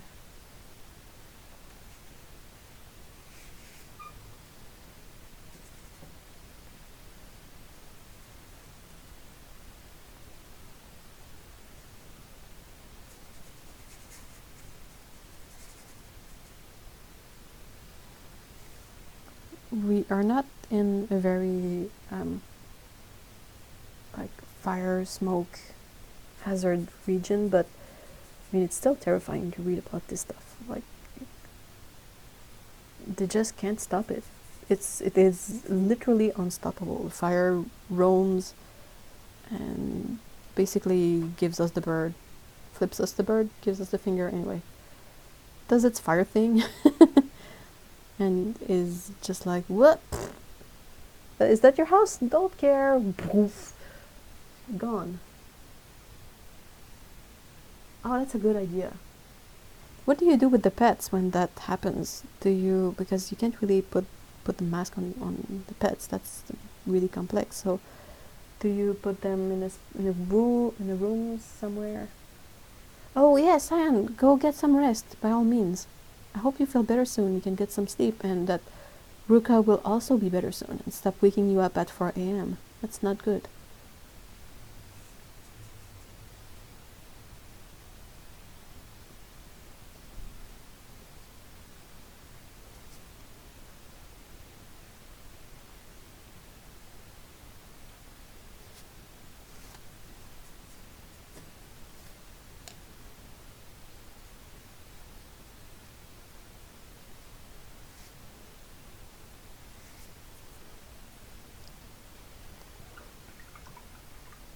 Just brief trips outside for potty, otherwise they're inside and we do our best to keep the airflow moving. Awesome. Oh my gosh, that was so bad. Hold on, I'm getting perhaps a bit confused in all my fire events from not long ago, but there was a volcano recently that decided to just flow out and burn stuff, and seeing all the well, it's bad on all levels, of course, but it's always something beyond to see the pets and people saying like, well, I don't know where my pets are. I mean, I would be really, really messed up if that happened. And there were like organization, no, what's the word? Anyway, there were some groups that would try and give a shelter to the pets that were stranded by all the fires and all the lava and all that stuff. And you would see some pets and it was like really, really like, oh my gosh, what have they been through? Like cats that all their whiskers have been like burnt because they probably got somewhere that was too warm, and all the sort of stranded hairs like burnt, not completely close to the face, but like shrank to basically the same length of all the rest of the fur, and like they would burn their paws, and I'm like, what a nightmare situation. Like I can sort of comprehend humans being dumb and reacting stupidly, but when even like the animals that are perhaps closer to nature than we are suffer from the situation, that's when you that's when I sort of realized that it's really, really bad. It is scary and heartbreaking, I agree. Can't watch news reports because of I agree. Good. I don't watch them. I mean, sometimes I'm on Twitter and something comes by and I'm like, what? That was really, really... I don't know. I don't think that's necessarily a good quality, but I'm always more affected when I see like animals. Like whenever there is a flood and you see like dogs or like pets just being like trying so hard to just survive, and I'm like, ugh, gosh, this is hard. Why am I talking about this? I should be talking about fun stuff. Well, it's the summer. What's fun in the summer? Produce maybe? Like having fresh produce, that could be a good thing, right? I miss being able to eat corn on the cob because it's kind of a bother to make. And it's kind of easier to make in the microwave, but I don't have a microwave oven, so I kind of have to boil my corn on the cob, and that just warms up the whole place and defeats the purpose of eating corn on the cob, in my opinion.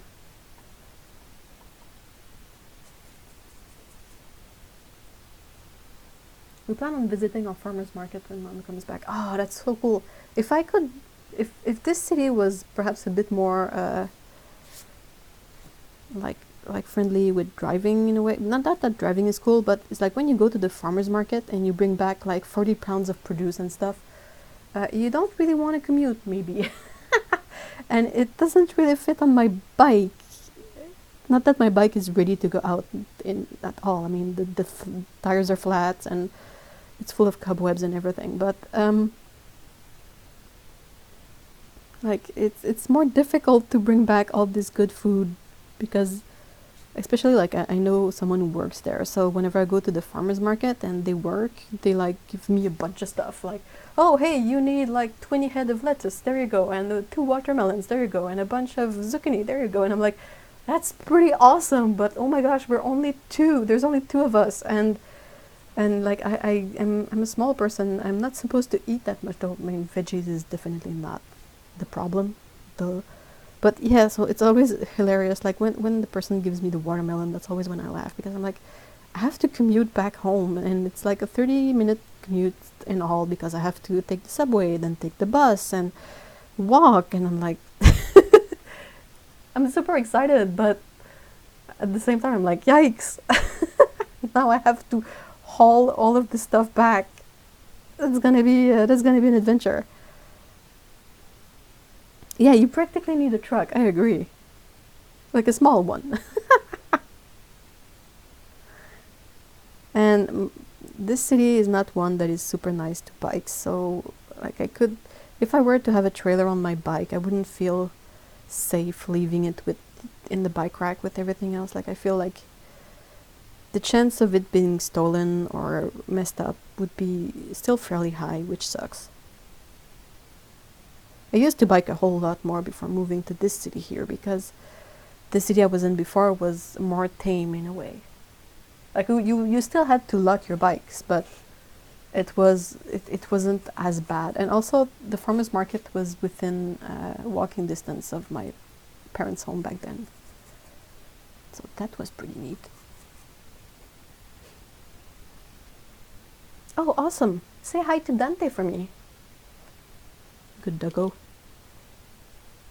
But yeah, I kind of miss going to the farmers market because for like 10 years of my life it was really a present thing. Like it was everything we did.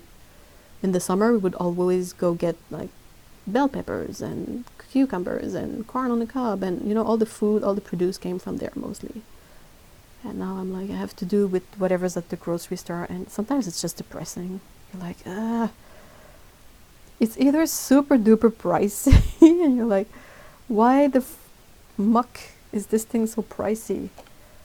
And if it's not like insanely pricey, it's just ugly. Like strawberries, we grow strawberries here in Quebec, but whatever ends up like locally grown but in the grocery stores, they're always like mangled, and you can barely keep them for a day before they go bad. Is it safe to cycle through Montreal's traffic? Yes and no. There are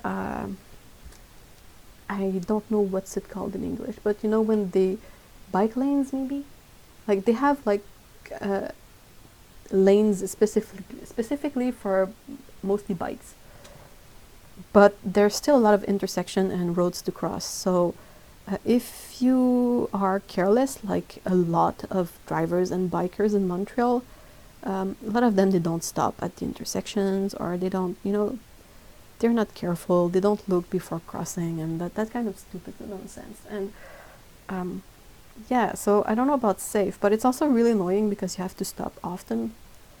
And I know that like speaking to people who bike a lot, it's really annoying to stop all the time. Yeah, cycle lanes, I think that's it.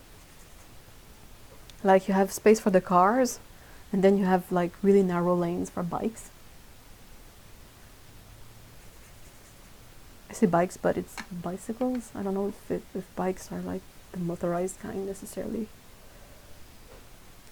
So yeah, there's that, but it's kind of complex.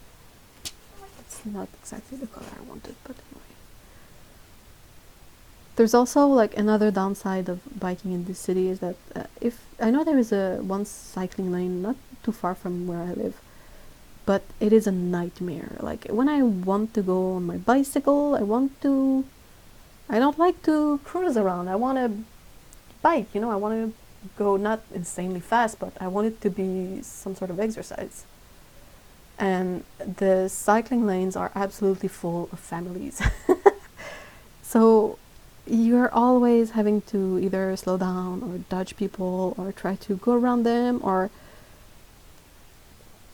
it becomes as much a mental exercise as a physical one because you have to be super aware of all this stuff, and it gets really tiring really fast.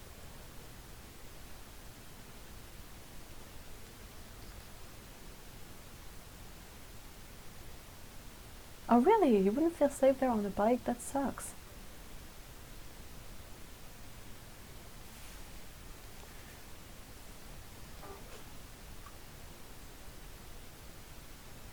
I think that's why I kind of like to go fast. But if I go fast, nobody can stop me.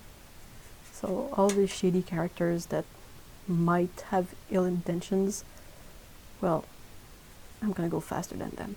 Haha. It was much easier when I was, well, that's also 10 years ago. I'm pretty sure it has changed by now, but when, well, 10 years ago, it's been 15 years. 15 years ago, when I was living in the city with my parents, the other city, back home, even if home is now here,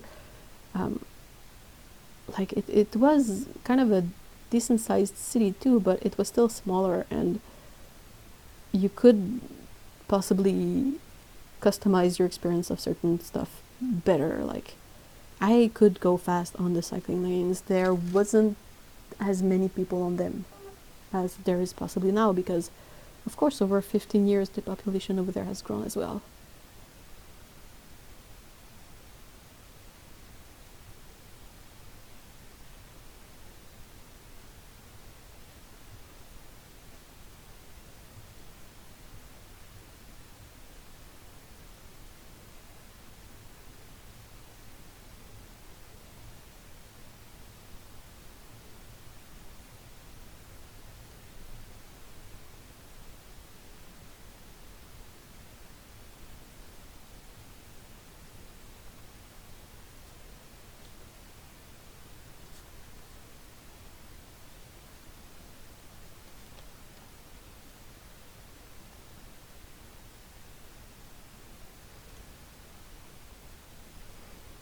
So many bikes versus vehicle accident. Oh no, that's bad. There's quite a lot here too, but it's a great deal people not paying attention, be it bikers or drivers. Like, yeah, I've had a couple of coworkers being in some sort of minor accidents. You know, the classic, like the driver who opens the door and didn't see the cyclist coming, and the cyclist didn't see the driver opening the door, and the cyclist just slams in the door and flips over it. That's a bad one. That's not a fun one at all.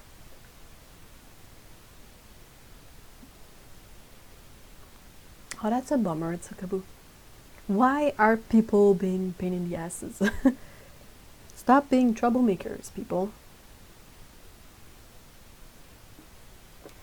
This is a city, this is a community, play nice.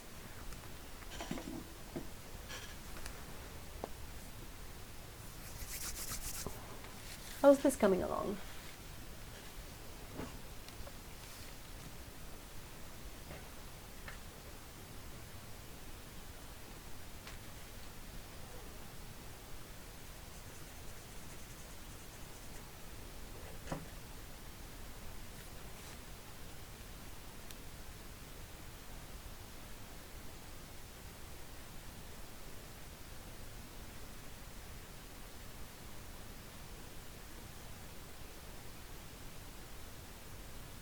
Really, nearly everyone is in the neighborhood has at least one big dog because of it. Wow.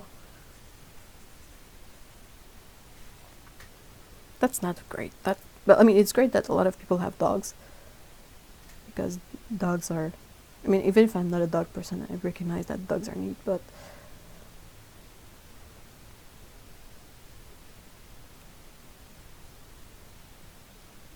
humans, man. Humans. To be fair though, I have seen some cyclists pull some really stupid maneuvers on their... Oh, I agree. I've seen a lot of those too. The most common I've seen is them not stopping when it's not their light or their right of pass. And I've seen that a lot with pedestrians too, but oh my gosh, like some cyclists, they just go like, ring ring, I'm going through, and you're like, the person in the car might not have the time to see you and react accordingly. And if they don't see you and they don't react accordingly and they smash into you, they're gonna be fine. You will not. The human is gonna be smushed because they have nothing. I mean, yeah, sure, you have a helmet, but your head is gonna be fine. The rest of you, though, ignoring the red light is so stupid.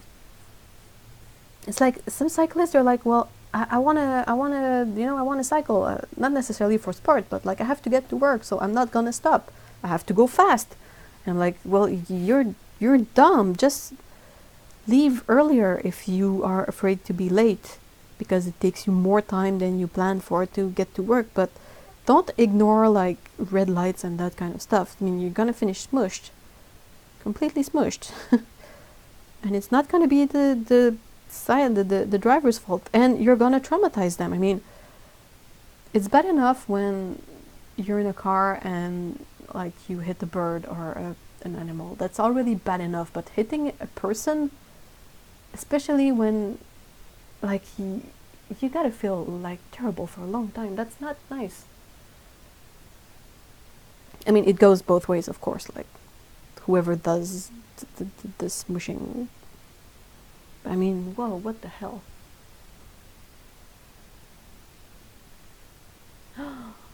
That's great. Oh, Tsukabu says, I remember one time coming home from work at night, seeing a driver ignore a red light and blow past it, and there happened to be a policeman right behind them.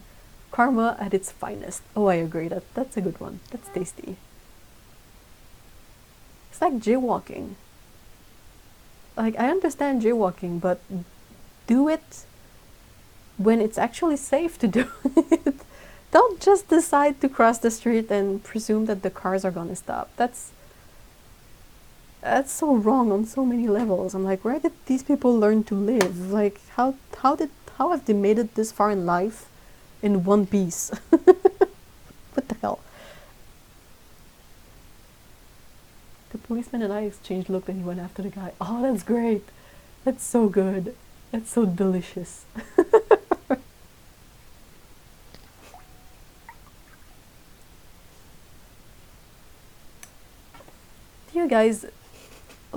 Do you guys get sort of nervous when you see a police car?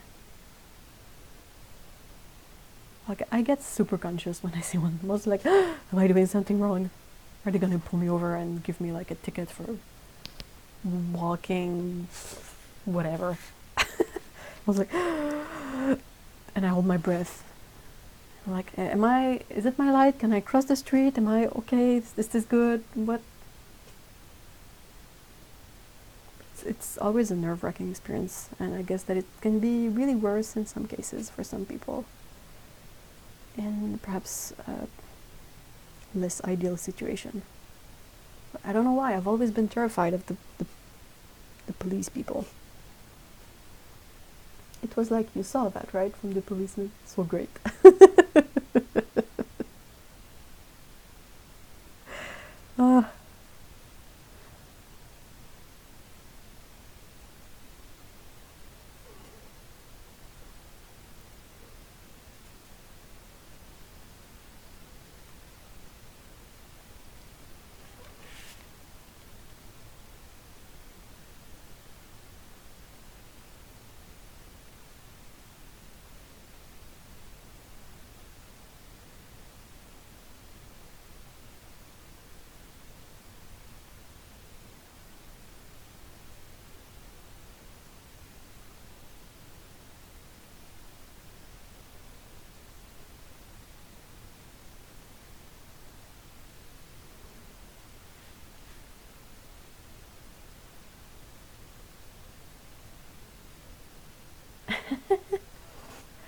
So Lynn says the path is, I'm not going to be able to say that properly, but the paths through one local park are shared by cyclists, dog walkers, skateboarders, rollerbladers, and joggers. I wish that all cyclists had to have a warning bell. I agree. There's a park not too far from here that has different lanes. Like, there are lanes that cyclists can go, and there are lanes that people not on a bicycle can go. And I think that's a lovely idea. Like, not everyone goes at the same speed because of that. Like, dog walkers and like they just walk. They don't necessarily run. And cyclists, they're probably the one that goes the fastest. And then you have people on motorized vehicles, not like motorcycles or VTTs, but VTTs, is that even the word? All-terrain vehicles. Anyway, just people like with scooters, like people who cannot walk by themselves. I'm struggling for words now, but yeah, and those tend to go quite fast too. Like, it's a bit like it's stressful to just go on a walk and always have to look behind you in case one of those people is sort of coming by super fast and you don't really want to be bumped into. That's it. I found the area that I forgot to paint in. There's always one of those.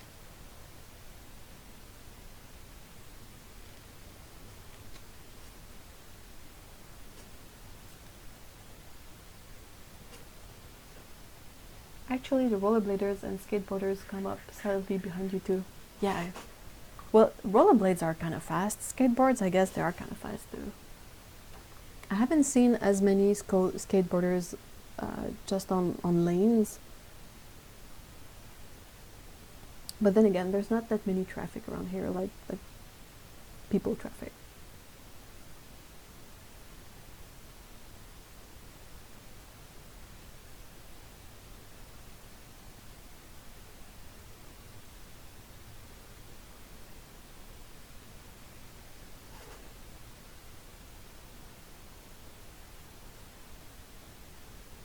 Thinking one of the cats should be.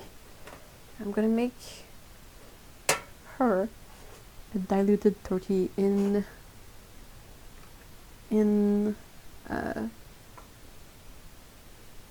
honor, but anyway, for Cassie. I love Cassie. She's so pretty. Here, this one is gonna be.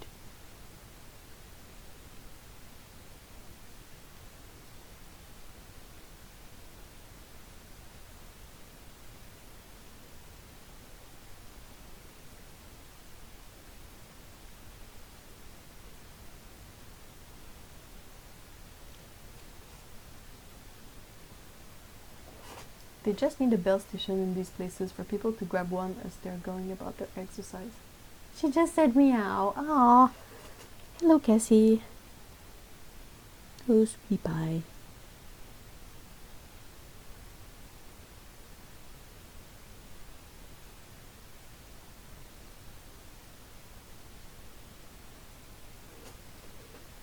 Because I was eating ham. Yeah, that would do it.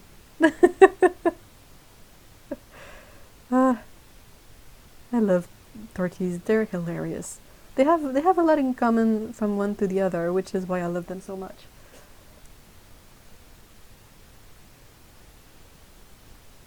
Though the gastronomical one today here, sorry, is Pico.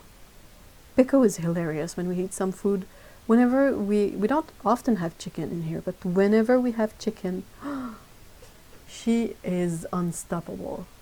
She will like creep towards you slowly, inexorably, and she would put her paw on you and sort of drag your arm to her and be like, yo, give me some chicken. I want the chicken. And we just laugh because she's a tiny kitten. The one time I made chicken wings, that I had never made chicken wings before, and like she wanted them so badly that she was drooling, and we were like, what is going on? What? My cat is broken. She wants all the chicken. Scott is going to be around, but if we are not inclined to visibly give her any, she's going to go do something else. She will come back running if we like hint towards giving them anything, but yeah, she's just like, meh, okay, I got some cat things to do. Pico is just like, her mind is blown. She really wants some of it. We gave her a tiny bit of wings, and it was like the best thing ever in her cat life.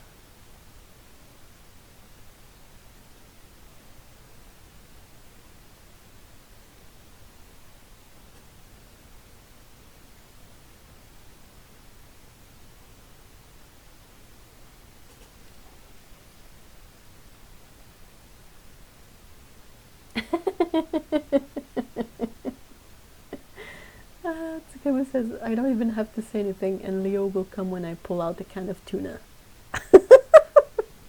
You know what's funny about the tuna situation with cats? Is whenever you don't pull out a can of tuna, like say you take out a can of peaches, and you're like, it's a can, it's tuna, and then you open the can of peaches and you let them smell it, and they're like, what have you done with the tuna? Where's the, you open the can, there should be tuna, what is, this is gross. I want the tuna. I'm like, there was never any tuna. It was all about the peaches.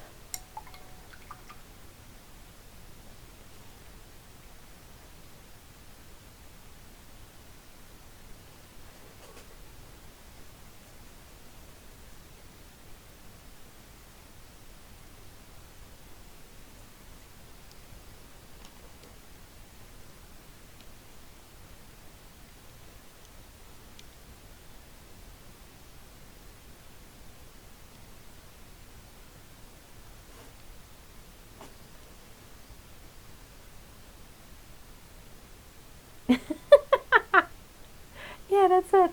The old Calvin and Hobbes comic when Hobbes was confused about the cans and pounced Calvin until he saw it was pineapple. Yeah, that's the same thing. Oh, Calvin and Hobbes is such a great comic. And Bill Watterson is such a kindred spirit. Gotta love a curmudgeon with a sense of humor.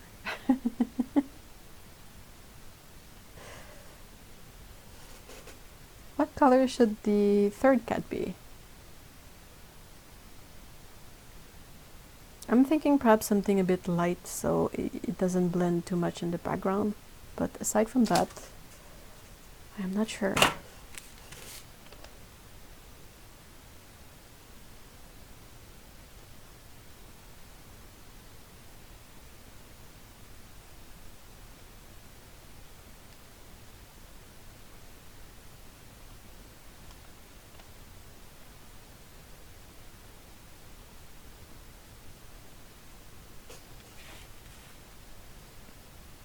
Have his letter tucked away in a box. Ah, oh, that's a keeper. That's you should frame that.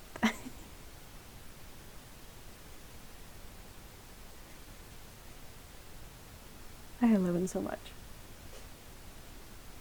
He's still doing art. He's painting mostly landscape by now, and his paintings are really nice. But yeah, he decided he had enough of it, and he was like, "Yep, I'm out of this." And everybody's like, yeah, but we want to merchandise, we want to make merch about Calvin and Hobbes. And he's like, nope. I don't. Go away. Leave me be. I just want to paint. I don't want to have anything to do with you. Merch people.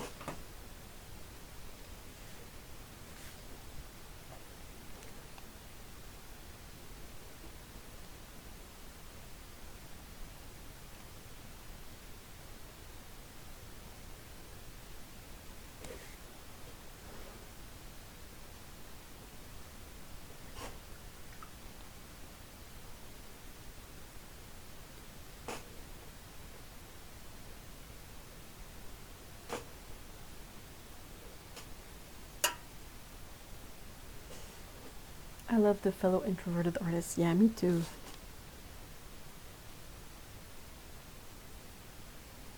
It's nice to, you can talk to other people who understand what you mean when you say really introverted stuff, and they don't like judging you for it. They're like, yeah, I totally get it. And you're like, thank you for getting it.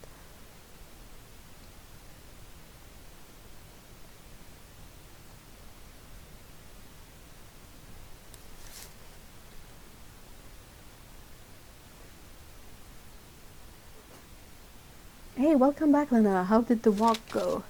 Hope it went well. Hey, Dante, welcome back as well.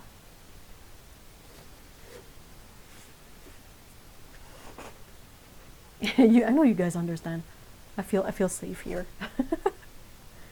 But I've been never anything major, but there's always been a couple of times in my life so far that someone sent something and I'm like, what the heff? Like either someone going like, well, why don't you grow your hair long? Like, well, because I don't want to? What am I missing here? Hold on, what is this thing about? And, you know, a couple of things like that, like, why don't you ever wear dresses? And I'm like, because I don't want to. And it's always this weird thing, why don't you drink alcohol? I'm like, because I don't like it. It's like, why do you ask these questions? Like, or if you're asking them, at least, I don't know, perhaps make a, a point to show that you're aware that it's a silly question to ask. Like, you could say, like, is there a specific reason why you don't drink alcohol? And, well, I just don't like it. Fine. Is there a specific reason why you don't grow your hair long? And that's already a bit weirder, but I would be like, well, I don't know, it's just, at least I can elaborate on this. Like, it shows maybe a different approach to the question.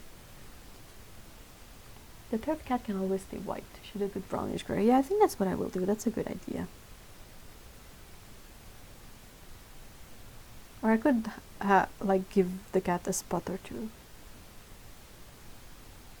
It was beautiful. The sky was orange and the clouds purple. Oh, that's lovely. That sounds like a great walk, Lana. Okay, guys, what's the weirdest question someone ever asked you?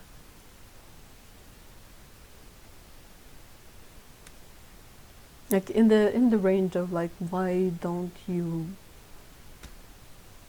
drink alcohol? Why don't you wear this thing?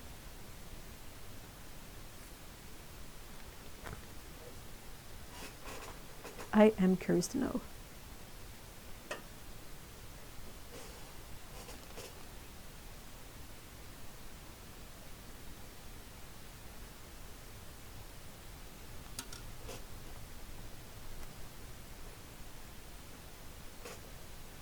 Why don't I drink coffee? That's a good one.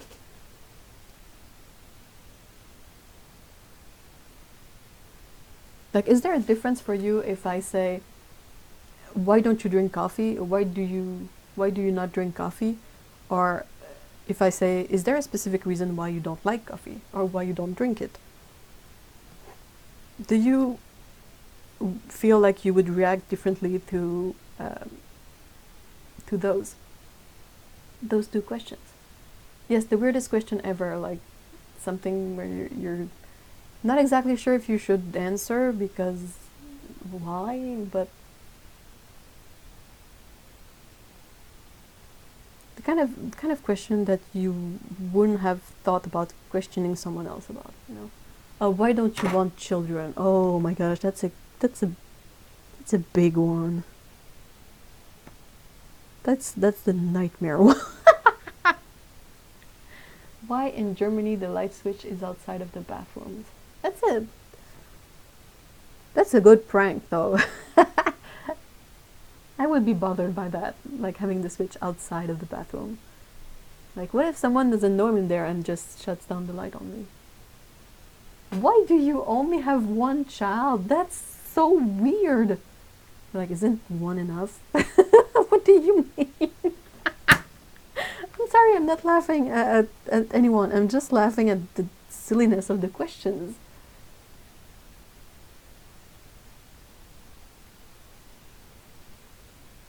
It's so silly. Like,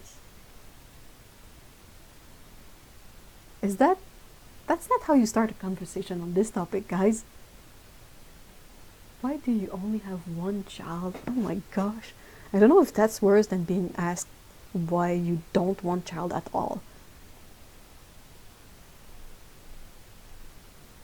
Oh my gosh, I can't wrap my brain around trying to understand, like, what would someone want to know when they ask this, and I'm like, I don't get it. Yeah, I say that my pets are my kids too. Like, someone say, hey, you don't have any kids? I say, well, I have 2 cats. That's enough. That's enough for me. Anyway, if they go the route of like, well, cats are not kids, I'm like, okay, I know what kind of person you are. You can go talk to someone else now. I'm done. Why don't you like children? Oh, that's a really kind of worms one. Because how do you... There's no nice way to say that, like... Well, in general, kids are not compatible with my personality. There you go. Why should you like random children? Yeah, that's the good part. Even parents sometimes are like, well, I like my kids, but all the other kids are annoying. And you're like, well, if the parent says that, I mean, it really shows that there are many reactions to having kids, you know. And it's not either you really like it or you really don't like it. You can be somewhere in the middle, you know.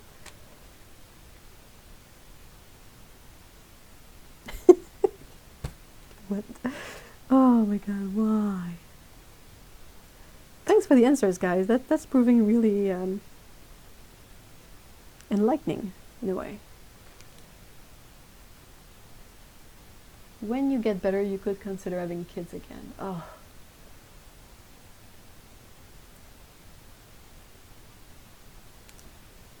Like, what do you say to that? Like, yeah, I could, but I probably won't.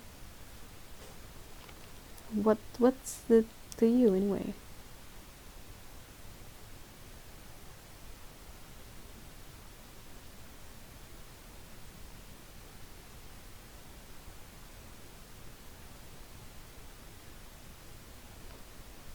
My colleague is asked often why she is not married. She's 50. Oh, that's really rude.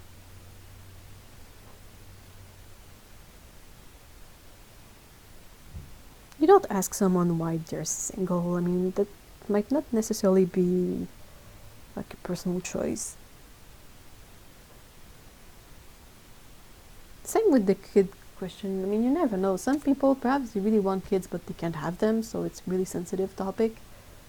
And some people they just don't want kids, and but they don't have to be nice and try to explain nicely to someone that they don't maybe want them, you know.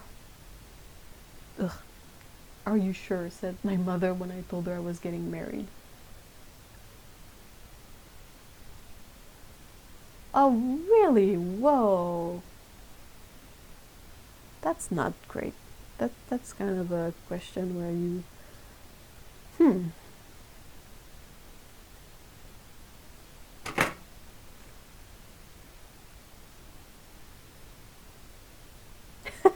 in a way, it's like the self-doubts are for me to have, not for you to imply upon me, okay? Good grief.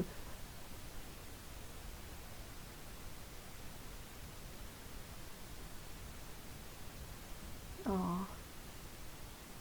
Yeah, I agree, Tsukaboo. Like this is not something like why is this not considered a valid reason? Like, hey, I don't feel great, my chronic illnesses are not awesome and I would rather not pass them on to someone. Like that's a really sensible option. Michaela says it's not necessarily a question, but it gives me the same feeling. Once you find a man, you would give her up. The pit rabbit. What? What? I can do both, you know. Just saying. I can be with a human and I can still have pets. That's manageable. Sherry, hi. We're talking about the kind of stupid questions that people ask sometimes in the line of why don't you drink coffee? Why don't you want kids? Why, you know, these weird questions that you're like, I shouldn't have to answer to this.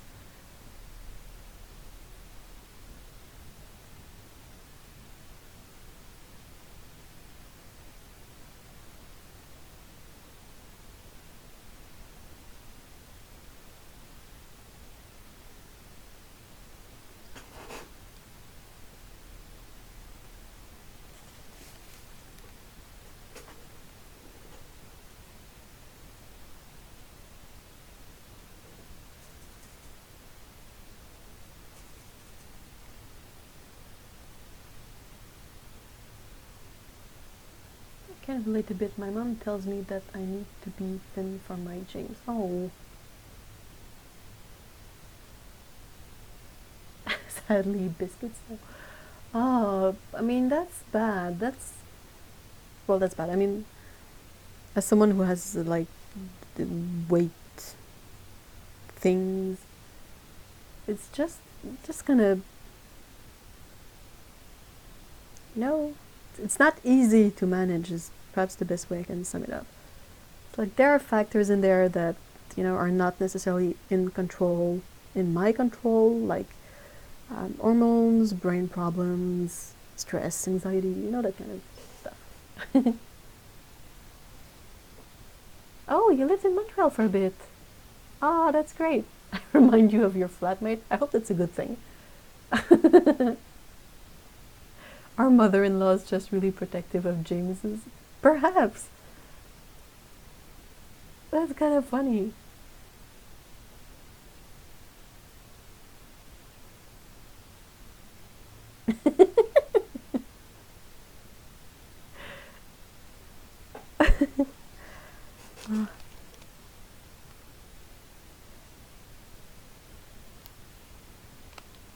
Oh, I never commented back on it, Otto, but I did check the video you sent me about the.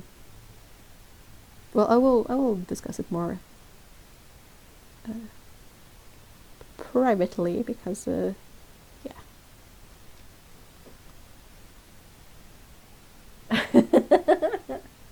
I had one roommate, and her name was not Sherry, sadly.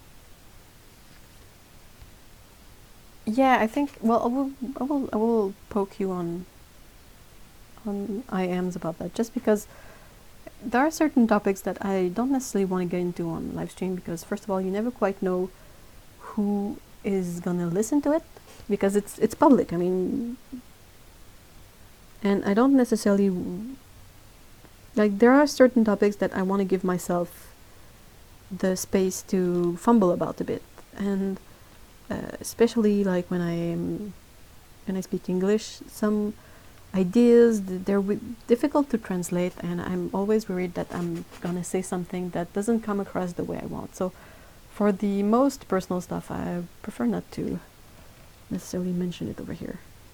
Nothing personal, of course, for you guys. Someone turned on the heat outside. That's the worst, because no one has found the thermostat for that one.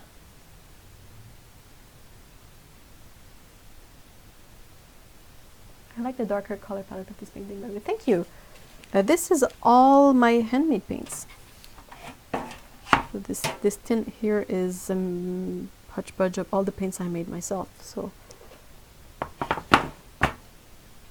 it's quite fun to use, and really I don't use it often enough because they are fun paints. So I should definitely bother more.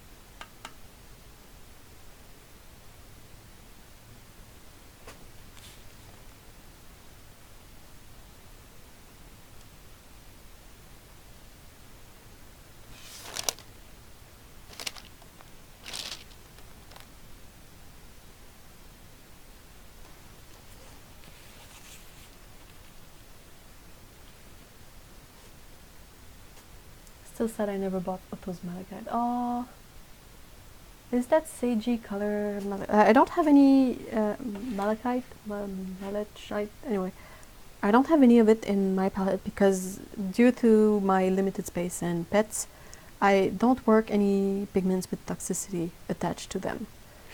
Just to be safe rather than sorry. So this is just like all of these possible colors are basically just white and some other pigments.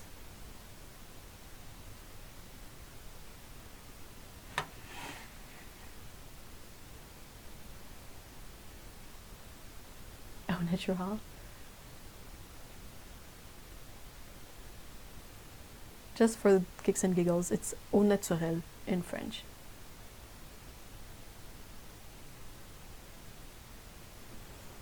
This is great news. Otto says that she will be getting back into paint making. I know that a lot of people are gonna be happy about that. Even if you are gonna not enjoy the wrapping pans moment. No one does.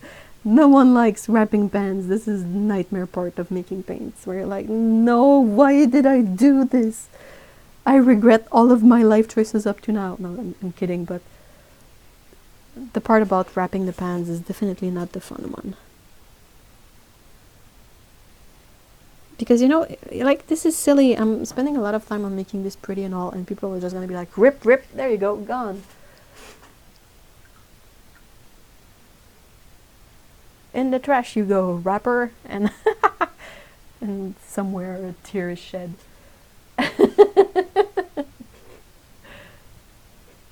Oh, thank you so much for stopping by, Lynn. I'm really happy. I'm glad you enjoyed the painting, and I hope you have a great week.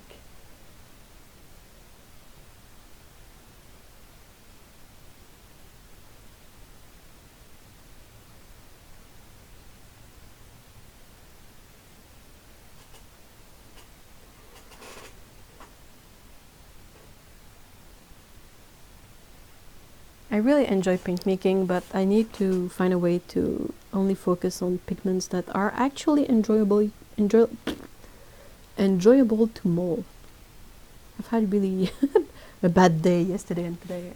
Just like stupid pigments being grainy and whatever, not collaborating. I don't approve of this. But yeah, I have a bunch of pigments that are great to use, so I will be trying to focus more on those. It's really tempting to try all the pigments and try all the colors, and like you feel like you can basically do whatever you want, but then again you sort of get acquainted with pigments that are really not fun to mold and to, you know, try to turn into paint, and that also like provide some feedback into what I like to mold or not. I'm glad you're liking the paintings, guys.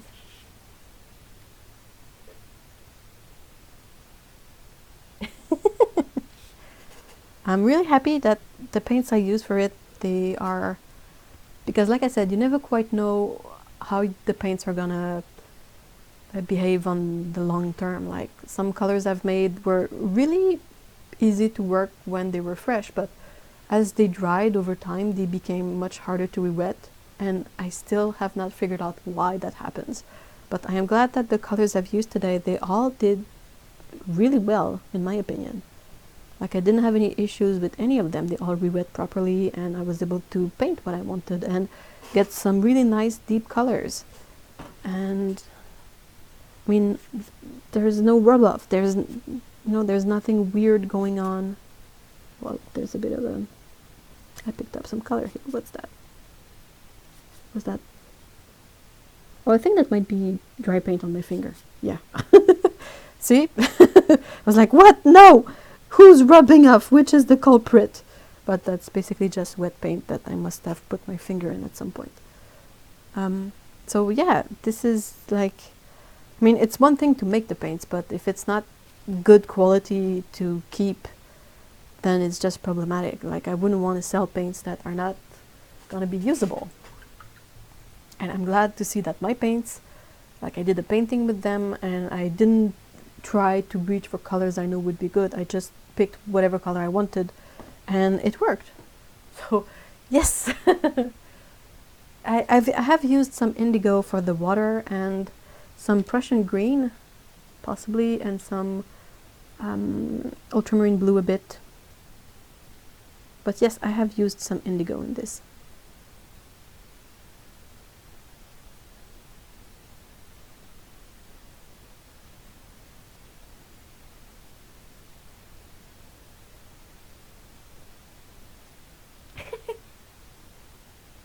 Hey, Juma, hi.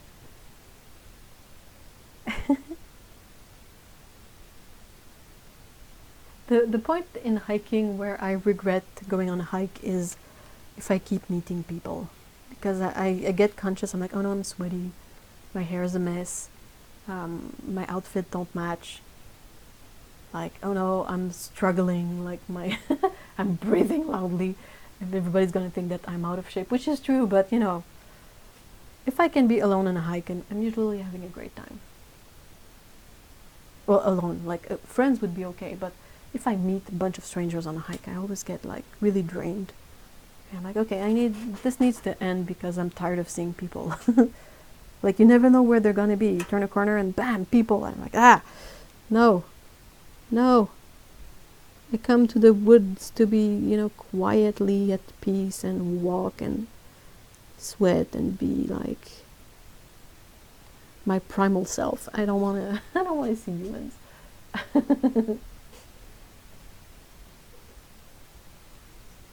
Alright, what is there left to do on this?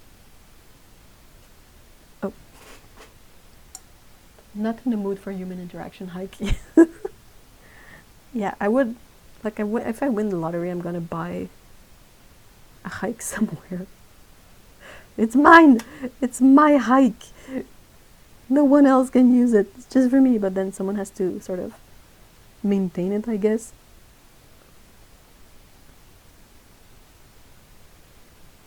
I think it's mostly because the places for hikes that I have access to are in the city. And since they are in the city, there's always a lot of people using it because it's, you know, it's convenient. Not everyone has a car and it's more accessible, so I can understand why there is a lot of people, but I'm also me and I not necessarily want to see people. Like, on certain occasions, fine, but when I'm gonna be sweaty and gross and, you know, not at my best, I'm like, do I really have to? Can I just, like, not?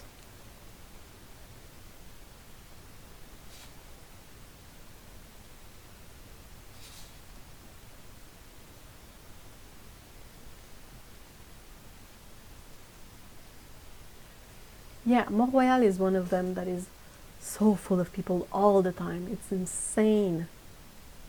It's like in an area of the Montreal island that has a lot of people already, and it has a lot of tourism as well. And it's a good, legit, small mountain hike, you know, it's decent. But it's packed full of people. There are strollers, there are joggers all the time, runners, just people walking, and I've been there once, like at the winterish time of year, and it was packed. So in the summer, it has to be insane. It's nightmarish. It's the stuff of nightmares. I don't live necessarily near it, so I have other parks accessible to me, but they're still full of people because, hello, this is Montreal. Montreal is full of people, and people in the summer, their apartment gets hot, and they don't have AC, like, you want to go outside so you don't heat up the place for when you're going to be trying to sleep at night. So what do? You go on the park. That's completely understandable. I am not, like, saying that they shouldn't do that. I'm just saying that it's definitely not compatible with me.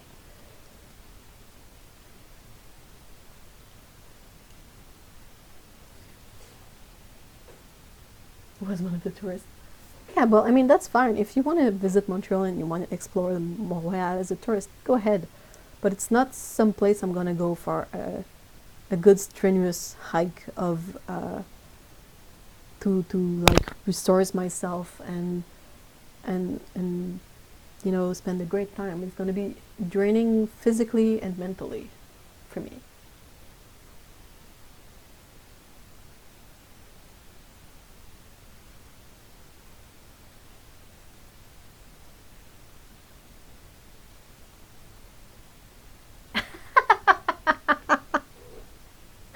Oh no, Sherry.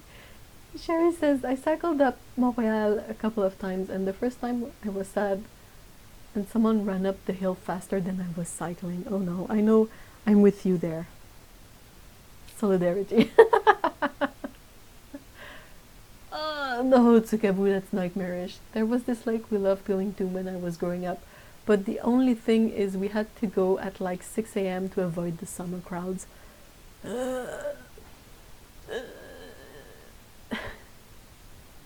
Did you? Oh no, your spine injury. Was it like an accident? Since then I did little hikes only because I can't carry a backpack anymore. Oh, that's a bummer. Can you carry a fanny pack?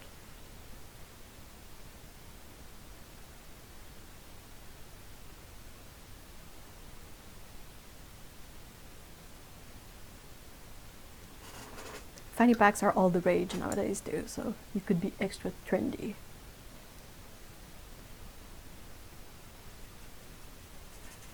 I have a park nearby, and I'm thinking that I will try when I need to build up the stamina for running, but when I'm gonna be more able to run, I think I will go run at the park nearby, but I think I will go at night. Not at night like 2 a.m., but like in the evening. It's gonna be full of people, but at least there's not gonna be any sun. Like I cannot do, I'm very limited. Like sun is bad, and it's gonna be hot anyway, and then there's gonna be a lot of people. But if I can go in the evening, it's gonna be at least less warm, a bit less sunny, and I will maybe be better able to blend in the night, you know, just not be as visible or something. Like I don't know, I feel less visible when it's nighttime, so I'm gonna perhaps feel less self-conscious about being sweaty and gross and running like a chump.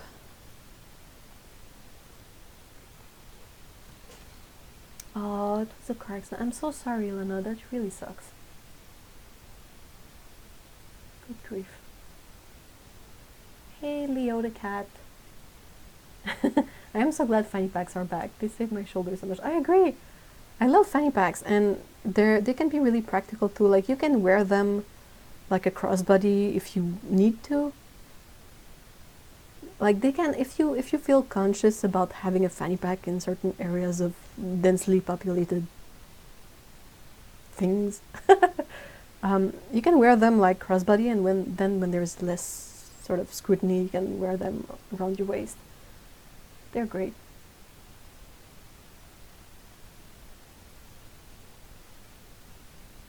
Oh, okay. Like hiking long distance, we're talking like a hiking vacation. Like not just, hey, I'm gonna go a hike for a couple of hours and then I'm gonna go back home. Yeah, that's not the same thing. Yikes. I turn into a vampire in the summer. I am only out in the evening and mornings. I'm the same, unless I have to. But otherwise, I'm like, nope. I do really enjoy the sun at the end of days. Like when it's around 4 p.m. in the summer, like the sun is still pretty high, but it's not burning as much. And it's still like light and nice, but it's not like, I don't feel like if I go out I'm gonna turn into a fried chicken instantly.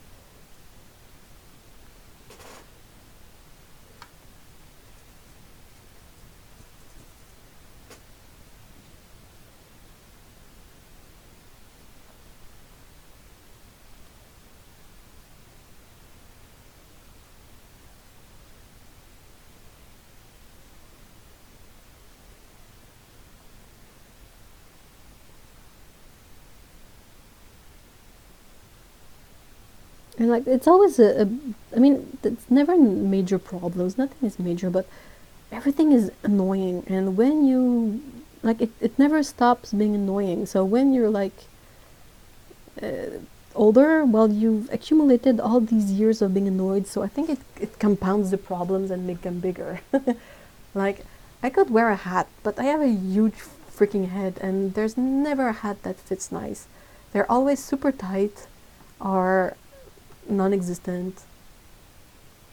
So I'm like, I have to wear a hat. And then a hat is hot, so you sweat under your hat, and then you're like, well, if I have to take off my hat, I'm gonna look like a freaking numbnuts.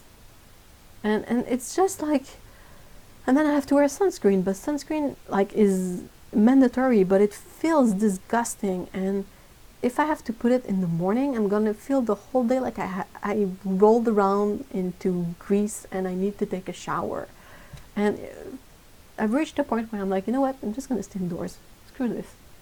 I'm gonna go out when the fireball is gone.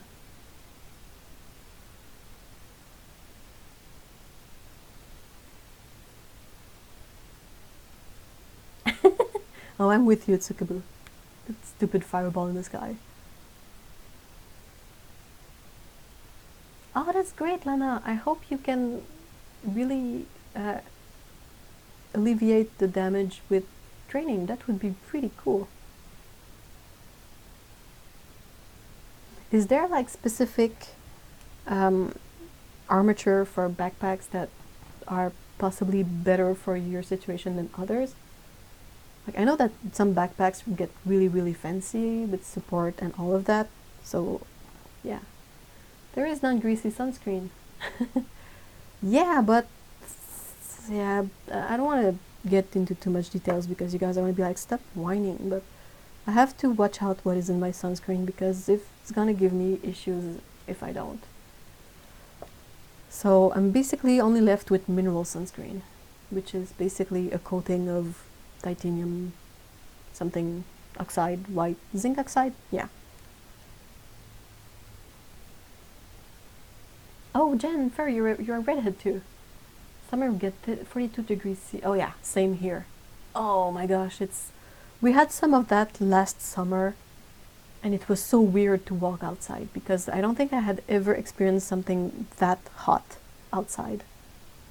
And it's just really, really weird to. It's like way too hot, and your body's like, I have no idea how to adjust to this. So we're gonna try sweating, that's always a good one, and then you're gonna feel really, really weird. Like not bad, not like, oh, I'm dizzy, all of that, but you're gonna feel like it's your body registers that it's hotter outside than the temperature of the body, and is like, how do I conserve my relative coolness? How am I supposed to deal with this? I hate it. Oh, it's disgusting. Yeah, it's like opening the oven when it's on and you get blasted in the face with heat, but all over.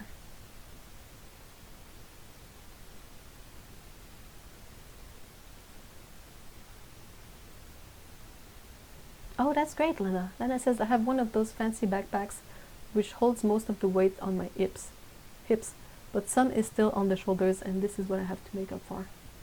Do you see like a PT, physical therapist, physiotherapist, like a specific trainer for that? Well, I think I'm mostly done with the drawing, the painting, I guess. Probably doesn't show super well on camera because, yeah, you've seen the camera earlier, but yeah, I'm still kind of satisfied with it. It's, you know, my usual halfway between a painting and a sketch, because it's something I drew like on the fly, and I did not do all the measurement, like say, like account for a real perspective, and I'm sort of winging it, but I'm really glad to see that my paints, well, the ones I used have held up. Like indigo is one of the very first color I mold, and it still works fine, so I'm psyched with that. And I know I have other paints that I see and I'm like, what happened with this one? Like, let's try this one. Is it, can I get, oh yeah, okay, that's cool. Like, it looks really dry and it looks like it's gonna, sorry, microphone part fell off. It looks like it's gonna pop out of the pan right away, but like it's one of the you know, PG23 green earth, ancient green earth. Like those pigments are always a bit more weak. They have less tinting strength, but I'm happy with this result. Like I was looking at it and I was like, oh no, are you gonna be like really sad and not re-wet one bit and be like, nope, I don't care that you worked so hard to make me. I'm gonna do my thing. What about this one? This is another one. This is Brentonico Green Earth. It's a more of a bluish rather than a brownish, but it's still, you know, it's still good. So yeah, I'm happy. I am happy. I'm glad. Thank you so much for the kind words about the painting, guys. I'm glad you liked it.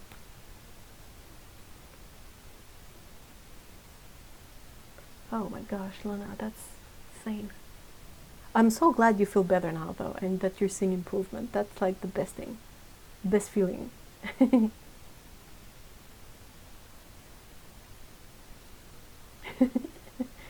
Jennifer, at least you have air conditioning. I agree. I don't. Ah, thank you, Otto. Like, it's perhaps a bit dark in the sense that I feel like by making the background so dark, it sort of flattens the perspective and it doesn't make the foreground really pop.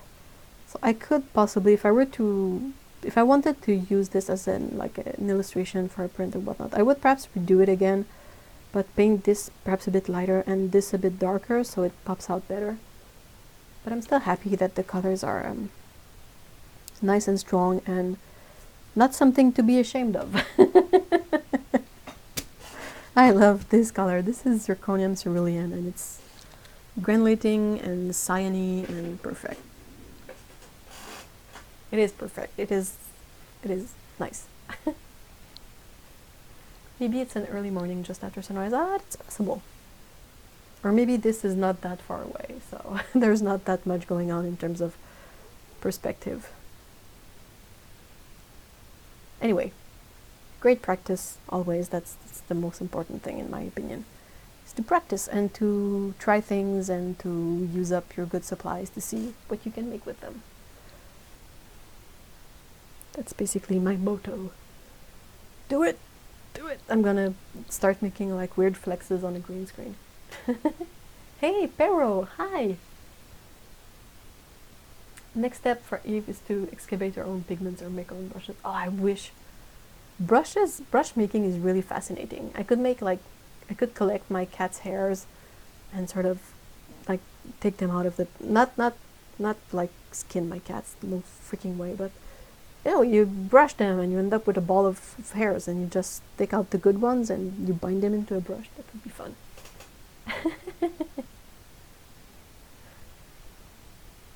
I could make my own paper, I guess, too, but yeah.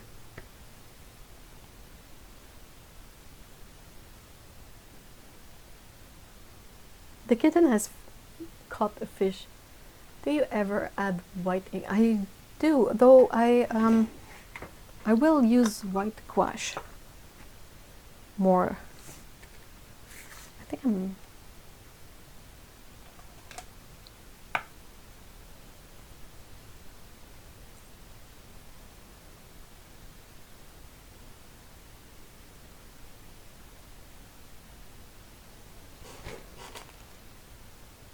I think like some white highlights on the fish could perhaps sell better than it's wet.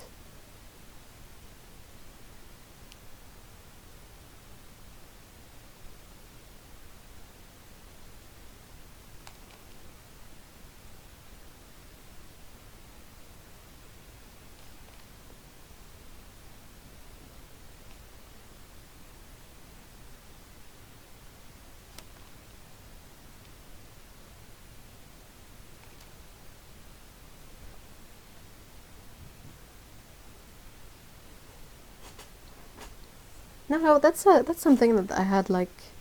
I was looking at the fish and I was like, I had this gut reaction of like, what highlights? But I was like, should I not? Don't know. But you asking was like, you know what? If you feel like you should, stop being a lazy bum and just give it a try. This is practice anyway, so it's exactly the right place to be trying this stuff.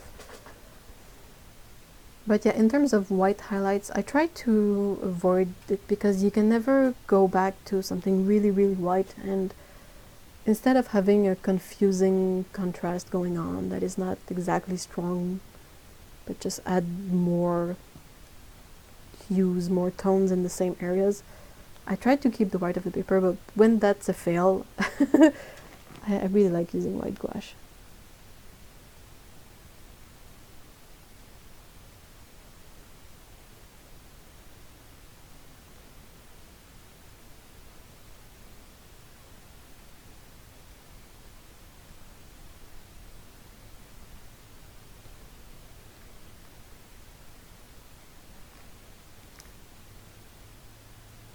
There are a couple of things that I don't really do when I paint. Like, I don't often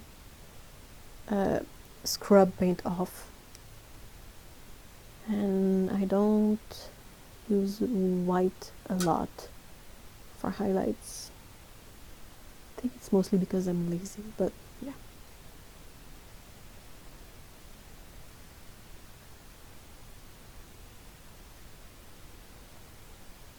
I prefer to take a mistake and roll with it and stay in control of what I'm doing than trying to undo my mistake and not necessarily knowing how it will end up.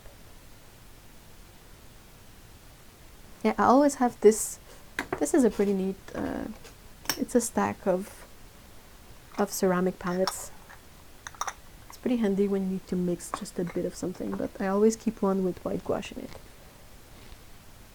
So that way I don't waste the gouache by pouring some new one every time and then rinsing it off.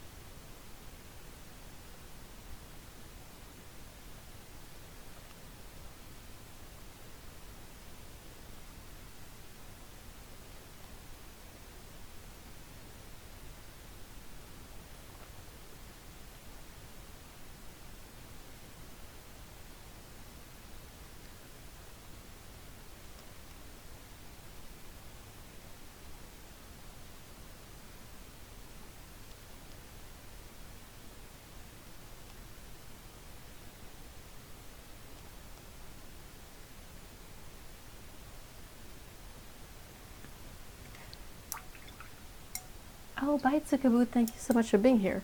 Well, I'm done anyway, so it's gonna be bye everyone, thank you so much for being here. So yeah, I really appreciate that you decided to spend your Caturday with me, where we drew some cats, hopefully. Hey Prue, hi! You're coming in just as I'm closing things though, sadly.